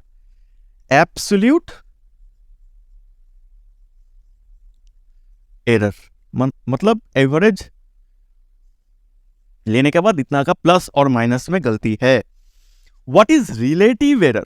तो अगर what is the standard form, ये नंबर 2 का क्वेश्चन है। स्टैंडर्ड फॉर्म ये नहीं पूछा गया है। स्टैंडर्ड फॉर्म अगर पूछा जाए तो इसको प्लस माइनस में लिखो, 2.67 प्लस माइनस 0.08 सेकेंड आ गया स्टैंडर्ड फॉर्म। अब अगर पूछा जाए what is the relative error, what is the relative error? Relative का मतलब क्या है? कंपेयर करना। साइंस में या फिजिक्स मैथमेटिक्स में कंपेयर मतलब डिवाइड करना। अच्छा, डिवाइड, तुम्हारा एरर कितना है? एब्सोल्यूट एरर कितना है? 0.08। 0.08 इसको अगर एवरेज से तुम डिवाइड करोगे 2.67, 2.67 से अगर डिवाइड करोगे इसको कहा जाएगा रिलेटिव एरर। रिलेटिव एरर, ठीक है। रिलेटिव एरर का फॉर्मूला होता है del T by T. Del T by T is the average value. So del T by T, अगर परसेंटेज एरर पूछा जाए, परसेंटेज एरर मतलब एरर को परसेंटेज में अगर लिखो, relative error into 100, that is 0.08 divided by 2.67 into 100। तो इसको अगर सिंप्लीफिकेशन किया जाए तो एक करने से ही 2 आ जाएगा। तो मेरा फॉर्मूला क्या हो गया? 8/267। 267, तो देखो 267 एक ऐसा ही नंबर है जो दिक्कत देगा। तो एक काम करते हैं, 267 को 270 पकड़ लेते हैं, ठीक है ना। तो हम लोग का कैलकुलेशन में थोड़ा इजी आएगा। कहां करें? इसको हटा देते हैं, 270। अच्छा, ये आएगा। चलो 270 डिवाइडेड बाई 8, पॉइंट से 0, 0 से और एक 0, ब्लैक पेन खत्म है। अच्छा, 270 अगर 4 करेंगे वो 0.3 जैसा आएगा। 27 3 जा 27 3 जा 2 7 2 जा 21 2 6 7 8, तो अप्रोक्सीमेटली 3। देखो यहाँ पर पूरा एकदम एग्जैक्ट आंसर लिखना नहीं है। 0.3 नियर अबाउट 0.3 या 0.29 ऐसा जैसा आएगा, उसको अप्रोक्सीमेटली 0.3 रिलेटिव एरर है। 0.03 का रिलेटिव एरर है। अगर 0.03 का रिलेटिव एरर है, इसको अगर परसेंटेज से मल्टीप्लाई मतलब 100 से मल्टीप्लाई किया जाए तो 0.03 इंटू 0.03 इंटू 100, तो पॉइंट से नीचे 100 आएगा, कट जाएगा, तो 3% का there is a error of 3%। Fine. तो देखो ऐसा ही सम दिया जाएगा। और एक तो टाइप का है जो हम लोग कर लेते हैं। फिर हम लोग सेकेंड टाइप ऑफ एरर्स से डील करेंगे। सेकेंड टाइप ऑफ क्वेश्चन कैसे पूछा जा सकता है। लास्ट टाइप में हम लोग ये देखे कोई भी एक ऑब्जर्वेशन में एरर कैसे निकालते हैं उसको, जैसे हम लोग लिखे थे 5.2 प्लस माइनस 0.1 ऐसे लिखे थे ना। This is the standard form, this is the absolute error, this is the average value, relative error. अब नेक्स्ट टाइप ऑफ सम में स्टैंडर्ड वैल्यू दिया जाएगा, वहां से कुछ ना कुछ पूछेगा वो लोग। जैसे नेक्स्ट सम में ऐसे दिया गया है a equal to 121 plus minus 0.2, b equal to 85 plus minus 0.5। Find a plus b and a minus b। Find a plus b and a minus b. So what we have learned in case of error, जो गलती है वो कभी भी minus नहीं होता है। Average value जो है वो माइनस होगा एब्सोल्यूट एरर। एब्सोल्यूट एरर में क्या बताया था, इतना तो गलती है ही है। एवरेज वैल्यू आने के बाद वो ओरिजिनल वैल्यू का बहुत नजदीक है, और ये एब्सोल्यूट वैल्यू मतलब एब्सोल्यूट एरर मतलब ये तो गलती हरगिज है, प्लस करना है या माइनस करना है। तो ये एब्सोल्यूट एरर ये प्योर गलती है, ये कभी भी सब्सट्रैक्ट नहीं होगा, ये बढ़ेगा। जब तुम ऐड करो या सब्सट्रैक्ट करो ये बढ़ते जाएगा। So in case of we are going to add the average value, okay, average value को पहले ऐड करो, माइनस बोला है तो एवरेज वैल्यू को तुम माइनस करो। तो ऐड करेंगे तो कितना आएगा, a plus B 60206 plus minus इसको भी ऐड करना है 0.7। This is the standard value for a plus B. Now for a minus B, average value को तुम सब्सट्रैक्ट कर लो 85। अच्छा 120 से 80 सब्सट्रैक्ट कर लो, कितना होगा 40, 41 से 1 सब्सट्रैक्ट करो 40, तो यहाँ 4 रह जाएगा 36। सो 36 प्लस माइनस, गलती कभी भी घटेगा नहीं, वो बढ़ेगा 0.7। This is for a minus b। Okay fine, so we can find 36 and 206 for the respective cases. So if the question setter asks what is the relative error for this case, relative error अगर relative error पूछे तो क्या करना है, absolute error 0.7 divided by 206, this is the relative error. Okay, जिसको कहा जाता है del L by average value, del L by L. इसको ही 100 से मल्टीप्लाई कर लोगे तो वो आ जाएगा एरर परसेंटेज, ठीक है ना, वो आ जाएगा एरर परसेंटेज। तो देखो 0.7 इंटू 100 में एरर परसेंटेज निकाल रहा हूं। अब देखो ये बहुत ही 7 को 2 मतलब ये पॉइंट अगर नीचे आएगा 7 डिवाइडेड बाई 2060, तो मैं अप्रोक्सीमेशन का यूज कर रहा हूं, ठीक है ना, 200 में कंसिडर कर रहा हूं। यहां से नीचे एक आ गया ये 10, अप्रोक्सीमेशन यूज कर रहा हूं। देखो यहां पर एग्जैक्ट आंसर करने जाओगे तो तुम्हारा आंसर तो आएगा लेकिन टाइम कंज्यूम बहुत हो जाएगा। तो ये जब इसको काटेगा तो यहां पर 0.5 आएगा, नीचे 2 मतलब 100 divided by this 0.5 1/2 that is 0.5।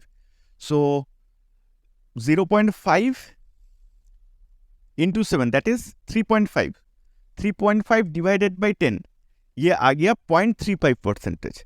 देखो बहुत 0.35% का एरर आ रहा है, ठीक है ना। तो इसको डिवाइड करो। अच्छा रिलेटिव एरर में क्या आ जाएगा, ये 100 से डिवाइड कर दो, ये वैल्यू को 100 से डिवाइड कर दो तो 0.0035, ये रिलेटिव एरर 0.0035 आएगा, 0.0035।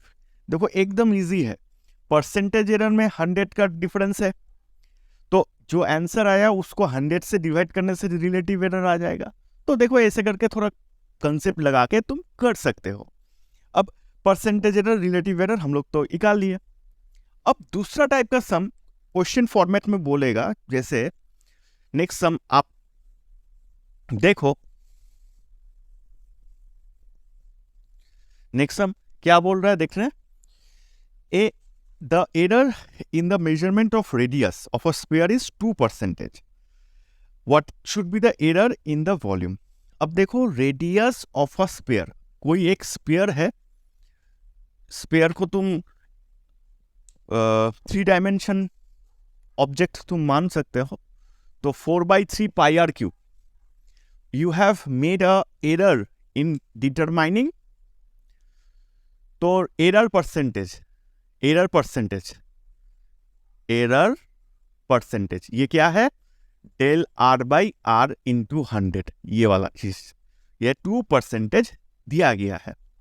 ओके, अब वो बता रहा है if you have make a error in calculating the radius of the sphere, what will be the error in the volume? तो volume equal to 4/3 pi r cube, small are capital R. तो radius में गलती है, ये term में तो कोई गलती है नहीं। तो अब यहां पर एरर का खुद का फॉर्मूला लगेगा। अब इसको डिफरेंशिएशन, सिंपल डिफरेंशिएशन किया जाएगा, ठीक है ना। सिंपल डिफरेंशिएशन, देखो ये फॉर्मूला क्या है, इसको डिटेल एनालाइज किया जा सकता है, लेकिन वो बीटिंग द बुश हो जाएगा। लॉग कंसीडर करके डिवाइड कर लो तो पावर सामने आ जाएगा। In some cases if you get some minus, we have to consider that as a plus. So देखो इतना झमेला नहीं करना है, बहुत इजी फॉर्मूला है। क्या बता रहा है, z equal to a to the power 3, b to the power 4, c to the power 5, then relative error निकलेगा, ठीक है ना। Relative error del z by z equal to a है ना, a का पावर सामने आएगा, डेल a बाई a। कुछ भी हो जाए, मल्टीप्लीकेशन रहे, डिवीजन रहे, कुछ भी रहे, प्लस, क्योंकि एरर में हर टाइम सब प्लस होता है। 4 del b by b plus 5 del c by c, ठीक है ना। ये ऐसे हो रहा है, ऐसे हो रहा है चीज, डिफरेंशिएट ऐसे हो रहा है। अब देखो अगर तुमको चाहिए टोटल प्रॉपर, ये फॉर्मूला को देखो, लॉग कंसीडर कर लो both side. Log z equal to log a cube b to the power 4 c to the power 5। तो क्या हो जाएगा, लॉग z इक्वल टू, मैं यहां पर लिख रहा हूं, log z equal to log z equal to, multiplication में क्या होता है, log a cube plus log b to the power 4, और डिवीजन में माइनस होता है, क्योंकि हम लोग एरर में है, यहां पर हम लोग कोई भी एरर में माइनस नहीं होता है। So that's why we have to consider this as log c to the power 5, ठीक है ना। अब लॉग में क्या होता है, पावर जो रहता है ना वो सामने आ जाता है, 3 इधर आ जाएगा, 4 इधर आ जाएगा, 5। लॉग का जो प्रॉपर्टी है, डिवीजन में भी यहां पर प्लस इसलिए लेना है क्योंकि एरर में कोई भी चीज नेगेटिव नहीं होता है। अब इसको डिफरेंशिएट करो, differentiating both side without any respect. In case of differentiating with respect to X, मतलब जब तुम लोग डिफरेंशिएट करोगे, देखना फंक्शन को कोई एक्स के रेस्पेक्ट पे, टी के रेस्पेक्ट पे, थीटा के रेस्पेक्ट पे डिफरेंशिएट करना पड़ेगा। अगर तुम इंटीग्रेशन कर रहे हो सब्स्टिट्यूशन मेथड में, जब सीखोगे तुम, ये क्लास 12 का चीज है, तो तुम देखना differentiate can be perform without any respect. At that situation what we have to do, देखो जैसे लिखना है d log z, थोड़ा गैप करके लिखते हैं, 3d log a plus 4d log b plus थोड़ा गैप प्लस d, 5 इधर है, d log c। अब डिफरेंशिएट विदाउट एनी रेस्पेक्ट ऐसा होता है, क्योंकि यहाँ पर ए भी वेरिएबल है, बी भी वेरिएबल है, सी भी वेरिएबल है, क्योंकि z is a function of A B C and each and everything have error something, consider that. Just like in this case volume is a function of radius and radius have some error. Here we have to consider z is something and it is a function of a, b and c. It has some error, 1%, 3%, 7%, whatever it may be. So a, b, c all are variable. So in case of differentiating them, we have to apply dz. अब dz तो सब में नहीं था, यहाँ पर dz लाना है, ठीक है ना। अब ये क्या है, डिफरेंशिएट करने के लिए log a है वेरिएबल, यहाँ पर लाओ, तो ये तो नहीं था dA, dB नहीं था dB, dC नहीं था dC। अब डिफरेंशिएट होगा, differentiating of log z is nothing but 1/z, sorry okay, इसको रब कर लेते हैं, इसको यहां पर अच्छा से एक्सप्लेन करता है, फिर ये सम में आ रहा है, क्योंकि ये फॉर्मूला अगर तुमको रटना है तो ऐसे करके del z by Z, del z by Z, A del A by del, del A by A, power सामने प्लस साइन देना है, फोर्स सामने आएगा, डेल बी बाई बी, सब रिलेटिव एरर में लिखो, ए बी सी को सबको रिलेटिव एरर में लिखो। अगर तुमको कंसेप्ट चाहिए, कंसेप्ट क्या होगा, इसको consider log both side, and in case of division we know that the property of log give us minus, since we are considering a error so we can not take minus over it. बस इतना याद रखो। यहां से यहां आओ तो log का डिफरेंशिएट होता है 1 बाई जेड, 1 बाई जेड, तो डिफरेंशिएशन ये वाला चला गया। अब D Z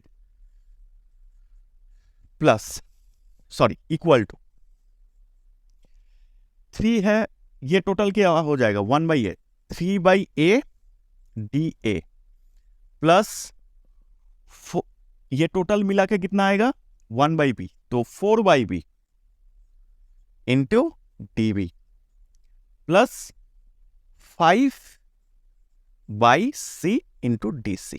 This DC means change in Z. Change in Z can be represented by del Z by Z equal to 3 delta A by A plus 4 delta B by B plus 5 delta C by C. So this kind of explanation is not available in YouTube. You can देखो इस ऐसा नहीं है YouTube में नहीं है बहुत अच्छा कुछ जान ली, ऐसा नहीं है। मतलब ये जान लो, जान के कोई काम में आने वाला नहीं है, क्योंकि फॉर्मूला तुमको ऐसे करके याद रखना है। अगर तुमको एनालाइज चाहिए तो ऐसे करके तुम कर सकते हो। फाइन, तो फॉर्मूला देखो, फाइनली इतना महाभारत करने के बाद इतना कंसेप्ट, लॉग का कंसेप्ट, फिर डिफरेंशिएशन का कंसेप्ट, फिजिक्स चैप्टर 1 में तुमको इतना कंसेप्ट अब देंगे, तुम घबरा जाओगे। So at that situation what we do, we tell the student that if this is a problem, focus on the variable which have error.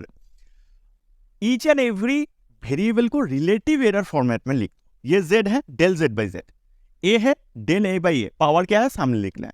अगर मल्टीप्लीकेशन डिवीजन फॉर्मेट में है, सबको ऐड करते जाओ, सबको ऐड करते जाओ। और अगर तुमको पर्सनली ये सोच रहा है ना ऐसा कैसे हो गया, ऐसे आता है। यहां पर एक चीज याद रखना है, लॉग में माइनस आता है, कोई भी चीज अगर डिवाइड फॉर्म में रहता है यहां पर नहीं कंसीडर करना है, क्योंकि एरर में हम लोग हर टाइम पॉजिटिव कंसीडर करेंगे। So what we have learned, if any function is depending on other variable and the variable have some error in it, so at that situation the error formula tell us we have to write each and every variable in terms of relative error. If there is any power, we have to just make it multiplier. Okay. So in the sum, what we have error, error percentage. Error percentage 2% in diameter, capital or smaller, whatever you like to write. So they ask what will be the, if तुम अगर diameter या radius में error लाओगे तो sphere का volume में भी कुछ ना कुछ एरर आ जाएगा। Volume 4/3 pi R cube. So in this case this portion can not have error, this is a constant term. So यहां पर अगर फोकस करना है तो वेरिएबल पे, यहां पर देखो कोई भी हम वैल्यू नहीं लिए थे तो दिमाग में घुसा लो, फॉर्मूला काम करेगा तो वेरिएबल पे।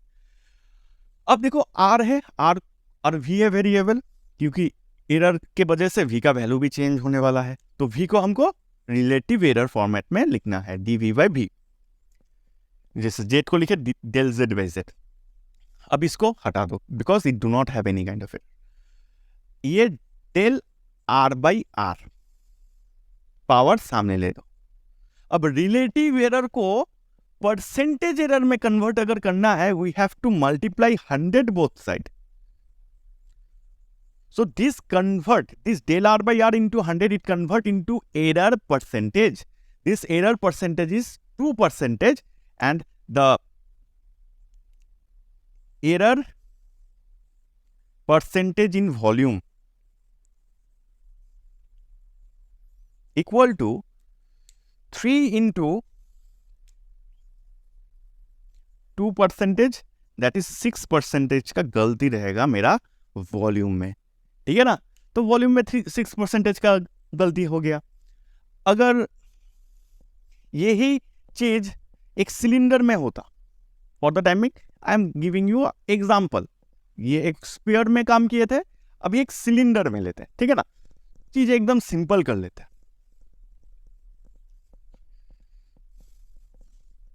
अब सिलेंडर का वॉल्यूम का फॉर्मूला क्या होता है, pi R square H, okay, pi R square H. So if we consider there is a error in the radius as well as error percentage in height, error percentage in height, let us consider 3% error we have done in calculating the height.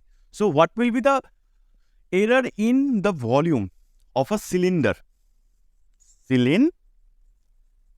Okay, we are calculating the volume of a cylinder. V equal to 2 pi r square h, sorry, pi R square H.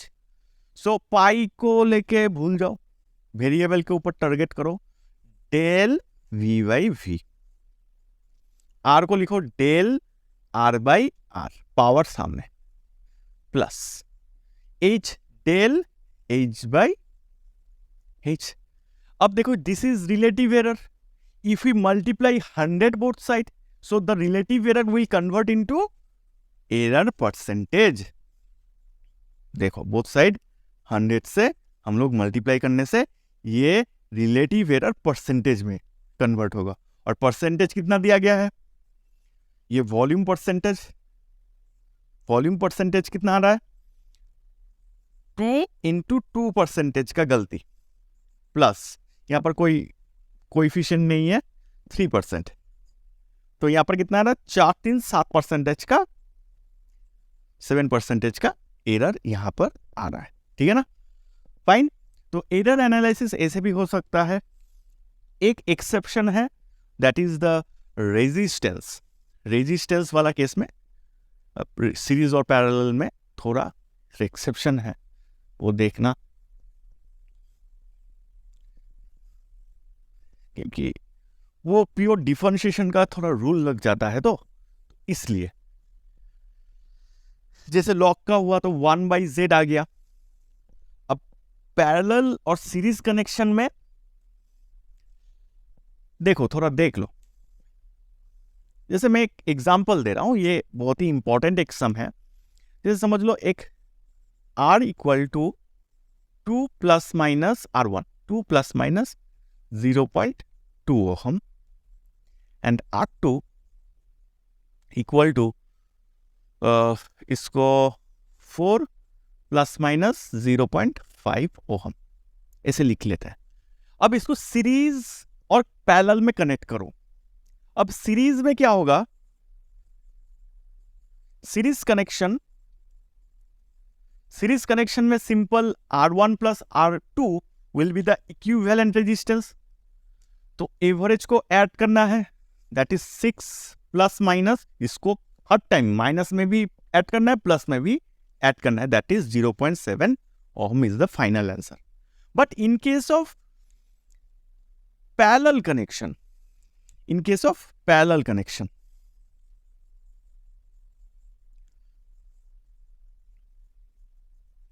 अब देखो यहां अगर तुम वो जो formula था log लेके वो अगर नहीं देखते हो तो तुमको अभी खटकेगा चीज, ठीक है ना, वो खटकेगा, क्योंकि लॉग का डिफरेंशिएशन जब करोगे 1/z मतलब डेल z/z ये फॉर्मेट आ जाता है। लेकिन तब क्या हो रहा है, देखो ये न्यूमरेटर में है और ये मल्टीप्लीकेशन और डिवीजन फॉर्मेट में, ठीक है ना। अब देखो यहां पर क्या हो रहा है, 1/r equal to 1/r1 plus 1/r2। अब यहां तुम लॉग नहीं ले सकते, देखो यहां पर लॉग मल्टीप्लीकेशन और डिवीजन में लॉग तुम ले रहे थे तो ये स्प्लिट हो जा रहा था। देखो फिर से देखो, ये जगह फिर से देखो, क्योंकि ये कंसेप्चुअल जगह है, यहां पर अगर तुम लॉग कंसीडर करते हो तो क्या हो रहा है एक बार देखो, और यहां पर कंपेयर करने से हम लोग को मजा आएगा। log z equal to log a cube log b to the power 4 plus log c to the power 5, power सामने आ गया। तो एक लीनियर एक्सप्रेशन डिवाइड में भी माइनस होता है, मैं प्लस ले रहा हूं, बार बार मैं बता रहा हूं, यहां पर इन जनरल माइनस होता है, प्लस लेना है क्योंकि एरर कर रहा है।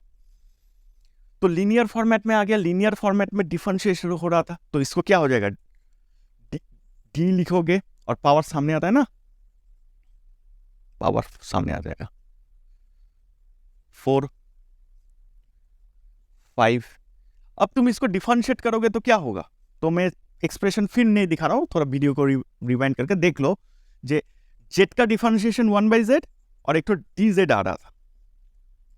अब देखो यहां पर तुम लॉग कैसे लोगे, कोई एडिटिव फॉर्मेट को तुम लॉग नहीं ले सकते, लॉग बोथ साइड कंसीडर नहीं कर सकते, क्योंकि यहां पर मल्टीप्लिकेशन और डिवीजन फॉर्मेट में रहना चाहिए था, यहां पर दोनों एडिटिव फॉर्मेट में है। अब इसको प्योरली डिफरेंशिएट करो।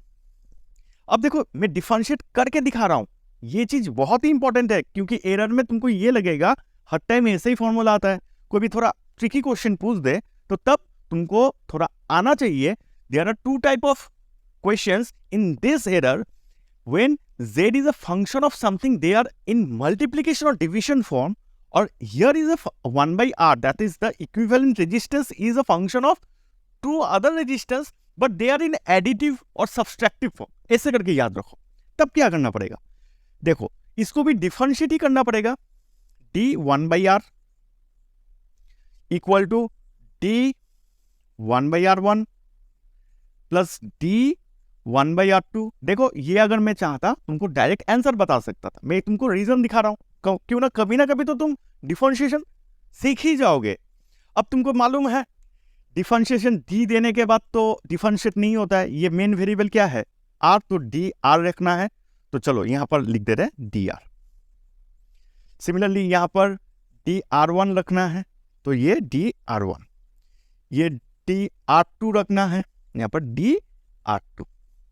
सिंपली यहां पर भी हो रहा था ना, जैसे डी जब ले रहे थे बोथ साइड डिफरेंशिएट, तब हम लोग क्या बता रहे, ये डी जेड का डिफरेंशिएट होगा, तो यहां पर एक डी जेड लाना पड़ेगा। सेम थिंग हो रहा है, लेकिन यहां पर डिफरेंशिएट क्या चीज का हो रहा था, लॉग जेड का, यहां पर क्या हो रहा है 1 by r का। अब 1 by r का डिफरेंशिएशन होता है r to the power -1 ddr, इसमें फोकस करो, ये कहा जाता है पावर का डिफरेंशिएशन। पावर का डिफरेंशिएशन कैसा होता है, डिफरेंशिएट मतलब एक नेगेटिव वर्ड है, नेगेटिव वर्ड मतलब ये क्या करेगा, पावर को एक माइनस करवाएगा, -1 है और एक माइनस करवाएगा तो -2 हो जाएगा, और पावर को इनिशियल पावर को सामने लाएगा। तो ये फॉर्मूला ऐसा होता है dx to the power n by dx, that is nx to the power n -1, ये फॉर्मूला होता है, ठीक है ना, ये डिफरेंशिएशन का खुद का फॉर्मूला है। तो मेरा इनिशियल पावर कितना है, ये मेरा n है, -1 सामने आया, और क्या होगा r to the power -1 that is -2, तो -2 होने से क्या होगा -1 by r²। अब देखो यहां पर इतना देर क्या हो रहा था, log z को 1 by z, तुम एक ही फ्लो में काम अगर कर देते तो बात झमेला वाला हो जाता। dr तो पहले से है, यहां पर थोड़ा इरेज कर लेते हैं। देखो ये सब चीज कंसेप्चुअल है, फिजिक्स का पहला चैप्टर है, टाइम लेके पढ़ो, क्योंकि ये तुमको कंसेप्ट देके जाएगा। बहुत सारा चैप्टर का एक साथ कंसेप्ट मिल रहा है, बटोर लो कंसेप्ट को।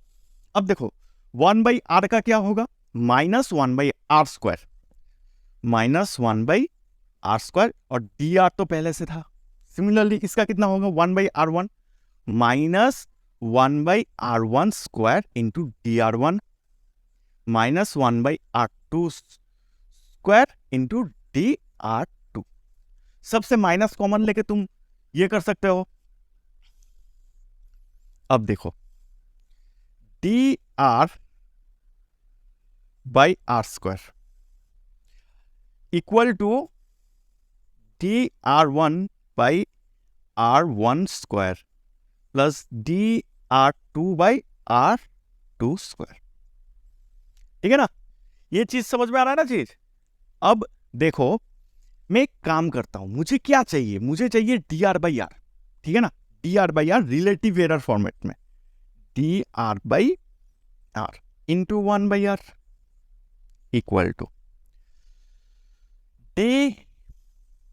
r1/r1 इंटू 1/r, अच्छा, plus dr2/r2 into 1/r2। Very simple. अगर तुमको परसेंटेज एरर दिया रहता, जैसे R1 में तुम परसेंटेज एरर निकाल सकते हो, एकदम निकाल सकते हैं हम लोग परसेंट। देखो अगर मैं तुमको ये बताया, ये क्वेश्चन में अगर मैं तुमको ये बताता व्हाट अच्छा, ये सब क्वेश्चन में तो हमको परसेंटेज एरर पूछता है ना, हमको परसेंटेज एरर पूछ सकता है, तो रिलेटिव ये सिचुएशन में मेरा इक्विवेलेंट रेजिस्टेंस में कितना परसेंटेज एरर है। तो देखो in previous sum the error in radius was given in term of percentage, but here we do not have any kind of percentage thing, so we can find the percentage R1 equal to del R, that is 0.2/2 into 100। आ गया ना percentage error, तो ये नीचे जाएगा, यहाँ पर 10 cut गया, 10% का एरर।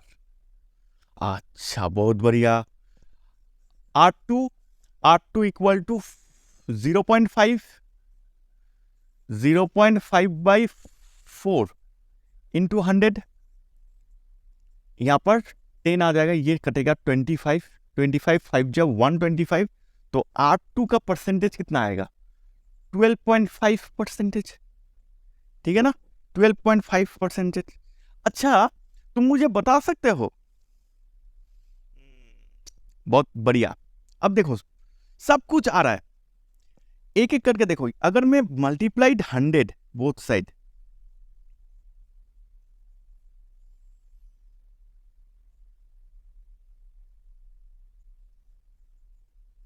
तो ये सिचुएशन और ये सिचुएशन मेरा परसेंटेज एरर है। del R/R relative error into 100 is the percentage error. So what I can do, R percentage error dot R percentage, जो मुझे निकालना है, ये इक्विवेलेंट रेजिस्टेंस में कितना एरर परसेंटेज है। लेकिन यहां पर तो एक R1/R भी है। इन प्रीवियस केस, दूसरा जो केस था, तुम अच्छा से देखो, जब लॉग लेके काम कर रहे थे, यहां पर ये हटा दे रहे, देखो अच्छा से चीज को समझो। जब हम लोग z ले रहे थे, z del z/z आ रहा था, जब इसको 100 ले रहे थे, जैसे a³ b4c ऐसा आ रहा था, ये साइड में फोकस करो, इसको डायरेक्ट हम लोग एरर परसेंटेज कर रहे थे, मतलब 100 मल्टीप्लाई करो तो एरर परसेंटेज आए। लेकिन यहां पर एक 1/r एक्स्ट्रा है, अच्छा दिमाग लगाएंगे, इक्वल टू यहां पर R1 का एरर परसेंटेज कितना है 10%। देखो जब a³ को तुम एनालाइज कर रहे थे तो क्या आ रहा था 3 डेल्टा a/a इंटू 100, तो ये 1/a क्या और आ रहा था, नहीं, प्लस क्या आ रहा था 4 डेल्टा b/b इंटू 100, 1/b क्या और एक्स्ट्रा आ रहा था, नहीं, प्लस डेल्टा c/, ऐसे करके चल रहा था। लेकिन ईच एंड एवरी केस में 1/r 1/r1 1/r2 एक्स्ट्रा आ रहा है, अच्छा, इंटू 1/r1। अच्छा 1/r1 अगर लिखा जाए तो इसको क्या कहा जाएगा, उसको कहा जाएगा एवरेज वैल्यू ऑफ R1। तो एवरेज वैल्यू ऑफ R1 क्या है 2 है, तो यहां पर 2 लिख दो। ये 12.5 into average value of R2, average value of R2 कितना है 4, सो 1/4।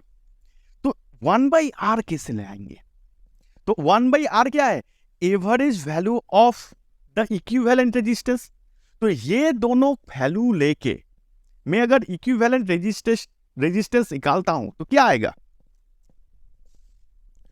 मैं अगर इक्विवेलेंट रेजिस्टेंस निकालता हूं तो क्या आएगा देख लेते हैं। ठीक है ना। ये पैरेलल को यहाँ पर थोड़ा हटा लेते हैं।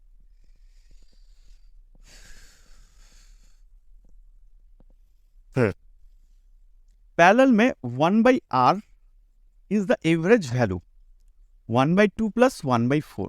देखो मैं क्या करता हूं, यहां पर 2 इंटू 2 करता हूं, तो 4 डिनोमिनेटर सेम हो गया, तो 3/4 1/r इक्वल टू ऊपर 2 plus 1 3 3/4, so r equal to 4/3। देखो मैं ये जल्दी से किया, तुम लोग खुद से कर सकते हो। तो r इक्वल टू 1/3 आ गया।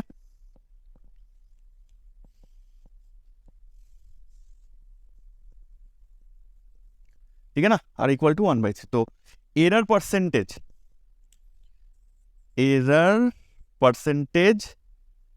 किस में परसेंटेज, इक्विवेलेंट रेजिस्टेंस में percentage into 1/r, that is 4/3। 4/3 equal to, अब इसको काटोगे तो 5%, उसको काटोगे तो 3.1 पकड़ लेते हैं, 3.1%, तो कितना हो गया 8.1%। तो इसको इधर लेके जाएंगे तो क्या होगा 8.1% इंटू 3/4, तो अप्रोक्सीमेटली इसको काटोगे तो 2 आएगा, 2 इंटू 3 दैट इज 6, अप्रोक्सीमेटली 6% का एरर है।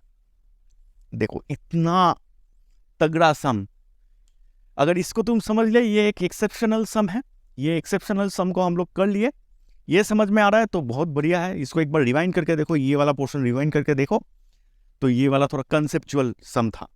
और एक टू सम करके यहां पर इसको हटा रहे हैं, ये देख लो बहुत ही इंपॉर्टेंट सम है, यहां पर बहुत ही खतरनाक कंसेप्ट है। एक बहुत ही मजेदार सम करेंगे, करके इसको छोड़ देंगे। ये वाला चैप्टर में अगर तुम कोई भी एक स्टैंडर्ड बुक लेके देखो, अभी H.C. वर्मा या कोई एक टफ बुक लोगे तो फ्रस्ट्रेशन आएगा भाई, क्योंकि फिजिक्स क्लास 10 में इतना छोटा था, अभी इतना ह्यूज फॉर्मेट में तुमको मिलेगा, तुम्हारा दिमाग ही खराब हो जाएगा। ठीक है ना। तो चलो क्या बता रहा है, the time period of oscillation of a simple pendulum is t equal to 2π√L/g। ठीक है ना, ये फॉर्मूला भी प्रूफ करने आएगा। Measure value is 20 centimetre, measured value of 20 centimetre. अच्छा, सिंपल पेंडुलम का जो लेंथ है, जो एक वायर में लगा हुआ है बॉब, वो ऐसे टू एंड फ्रो मोशन कर रहा है, तो वो मेजर लेंथ 20 सेंटीमीटर है। नोन टू 1 मिलीमीटर एक्यूरेसी, ये चीज इंपॉर्टेंट है। एक्यूरेसी बताए तो एक्यूरेसी मतलब ही तुम्हारा डेल्टा एल है, ऐसे करके याद रखो, ये टर्म है t equal to 2π√L/g, √L/g।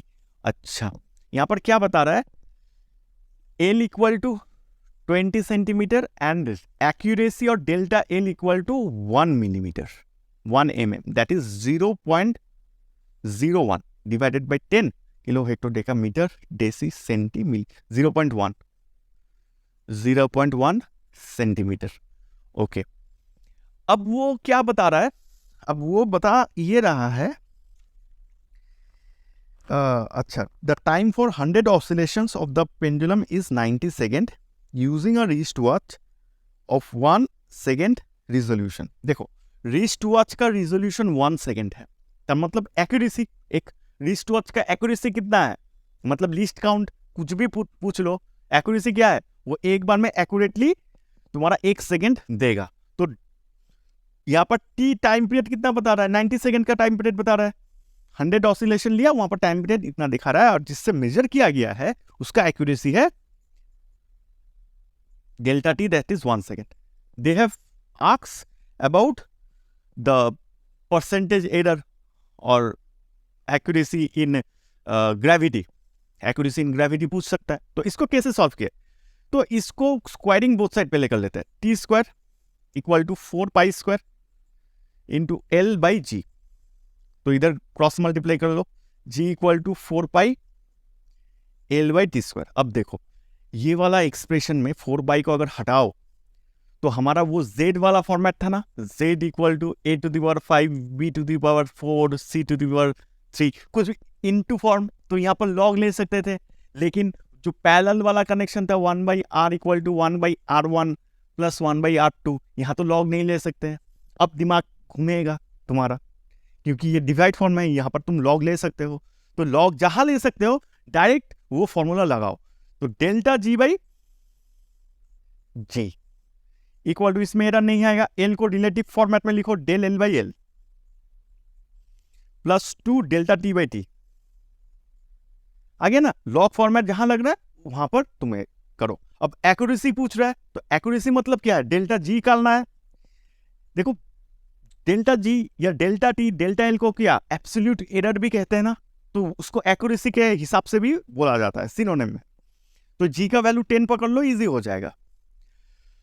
तो यहां पर अच्छा, या परसेंटेज एरर अगर पूछे तो क्या हो जाएगा, बोथ साइड 100 से मल्टीप्लाई करते जाओ। परसेंटेज एरर जो भी पूछा, अगर what is the error percentage in gravity, चलो उसको निकाल लेते हैं। अगर तुमको बोले what is the accuracy in G, तो डेल्टा जी को निकालना है। तो डेल्टा जी, ये वाला जी को यहां पर लाके जी मल्टीप्लाई कर दो, जी इक्वल टू 9.8 भी ले सकते हो, लेगा तो कैलकुलेशन बड़ा होगा। अगर तुम 10 लोगे तो बहुत ईजी हो जाएगा। एक बार इसको कर लेते हैं, एक्यूरेसी कर लेते हैं, फिर at that moment after some time we are going to find the error percentage.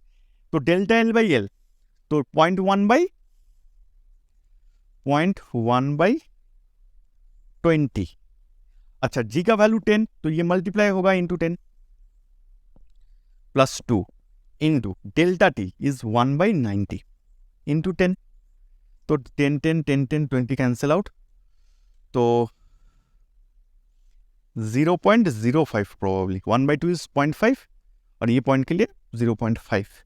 अच्छा 1/9 सो 0.1 प्रोबेबली, 0.1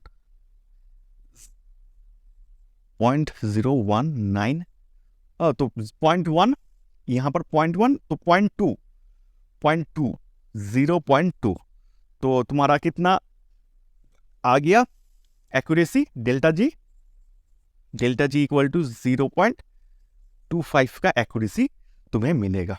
ठीक है ना, मीटर पर सेंटीमीटर पर सेकेंड स्क्वायर, सेंटीमीटर में मीटर पर सेकेंड स्क्वायर मत लिखना। अब तुमको एरर परसेंटेज बोला है, तो यहां से निकाल सकते हैं ना, डिवाइडेड बाय 10 इंटू 100। क्योंकि अब देखो, अब यह पहले से चालू करेंगे, इंटू 100 करेंगे, आ जाएगा ना। लेकिन डेल्टा जी आ चुका है, तो तुम क्या कर सकते हो, परसेंटेज में क्या आता है, delta G by G into 100। अब डेल्टा जी कितना है 0.25, जी का वैल्यू है 10, 0.25 इंटू 100 बाई 10 से 10 कट गया, तो 2.5 का एरर, 2.5 का परसेंटेज एरर। तो यहां पर भी तुम वैल्यू निकाल के कैलकुलेशन करोगे। 2.5 किसी बुक में 3% में, यहाँ पर 9.8 नहीं लाया, तो 2.7 के तरह आएगा, 2.7। ठीक है ना, वो 3% कंसिडर किया जाता है। ठीक है ना, 2.5 3 ऐसे हो, थोड़ा दिमाग लगा के करना। तो हमारा ये एरर का सेक्शन खत्म हो चुका है। इसमें अगर कोई और इंटरेस्टिंग सम ऑब्वियसली है, ये चैप्टर थोड़ा वेटेज कम रहता है, फाइनल आते आते तुमको मिलेगा यहाँ से बहुत ही थोड़ा छोटा मोटा डायमेंशन भी पूछ लेता है, क्योंकि नीट में भी यहाँ पर 2 टाइप का क्वेश्चन पूछ लेता है। एक क्वेश्चन होता है डायमेंशन डायरेक्टली पूछेगा, जैसे स्ट्रेस का डायमेंशन क्या हो गया, प्रेशर का डायमेंशन से इक्वल, तो ऐसे पूछ लेता है। कभी कभी वो MLT वाला कंसेप्ट एक बताया थे ना, फॉर्मूला को बनाना कैसा है, MLT, और एक तो सम बोल देगा तुमको। अगर इसको फोर्स, फ्रीक्वेंसी और एनर्जी को अगर तुम फंडामेंटल यूनिट्स सोचोगे, तो मोमेंटम का तुम डायमेंशन निकालो, ऐसे करके बोले थे ना। वो 2 सम बहुत आया है, और ये सब सम नॉर्मली तुम्हारा स्कूल का एग्जाम जो होगा वहां पर आएगा। Thanks for watching, and I will make a wonderful video in the upcoming sessions. Thank you.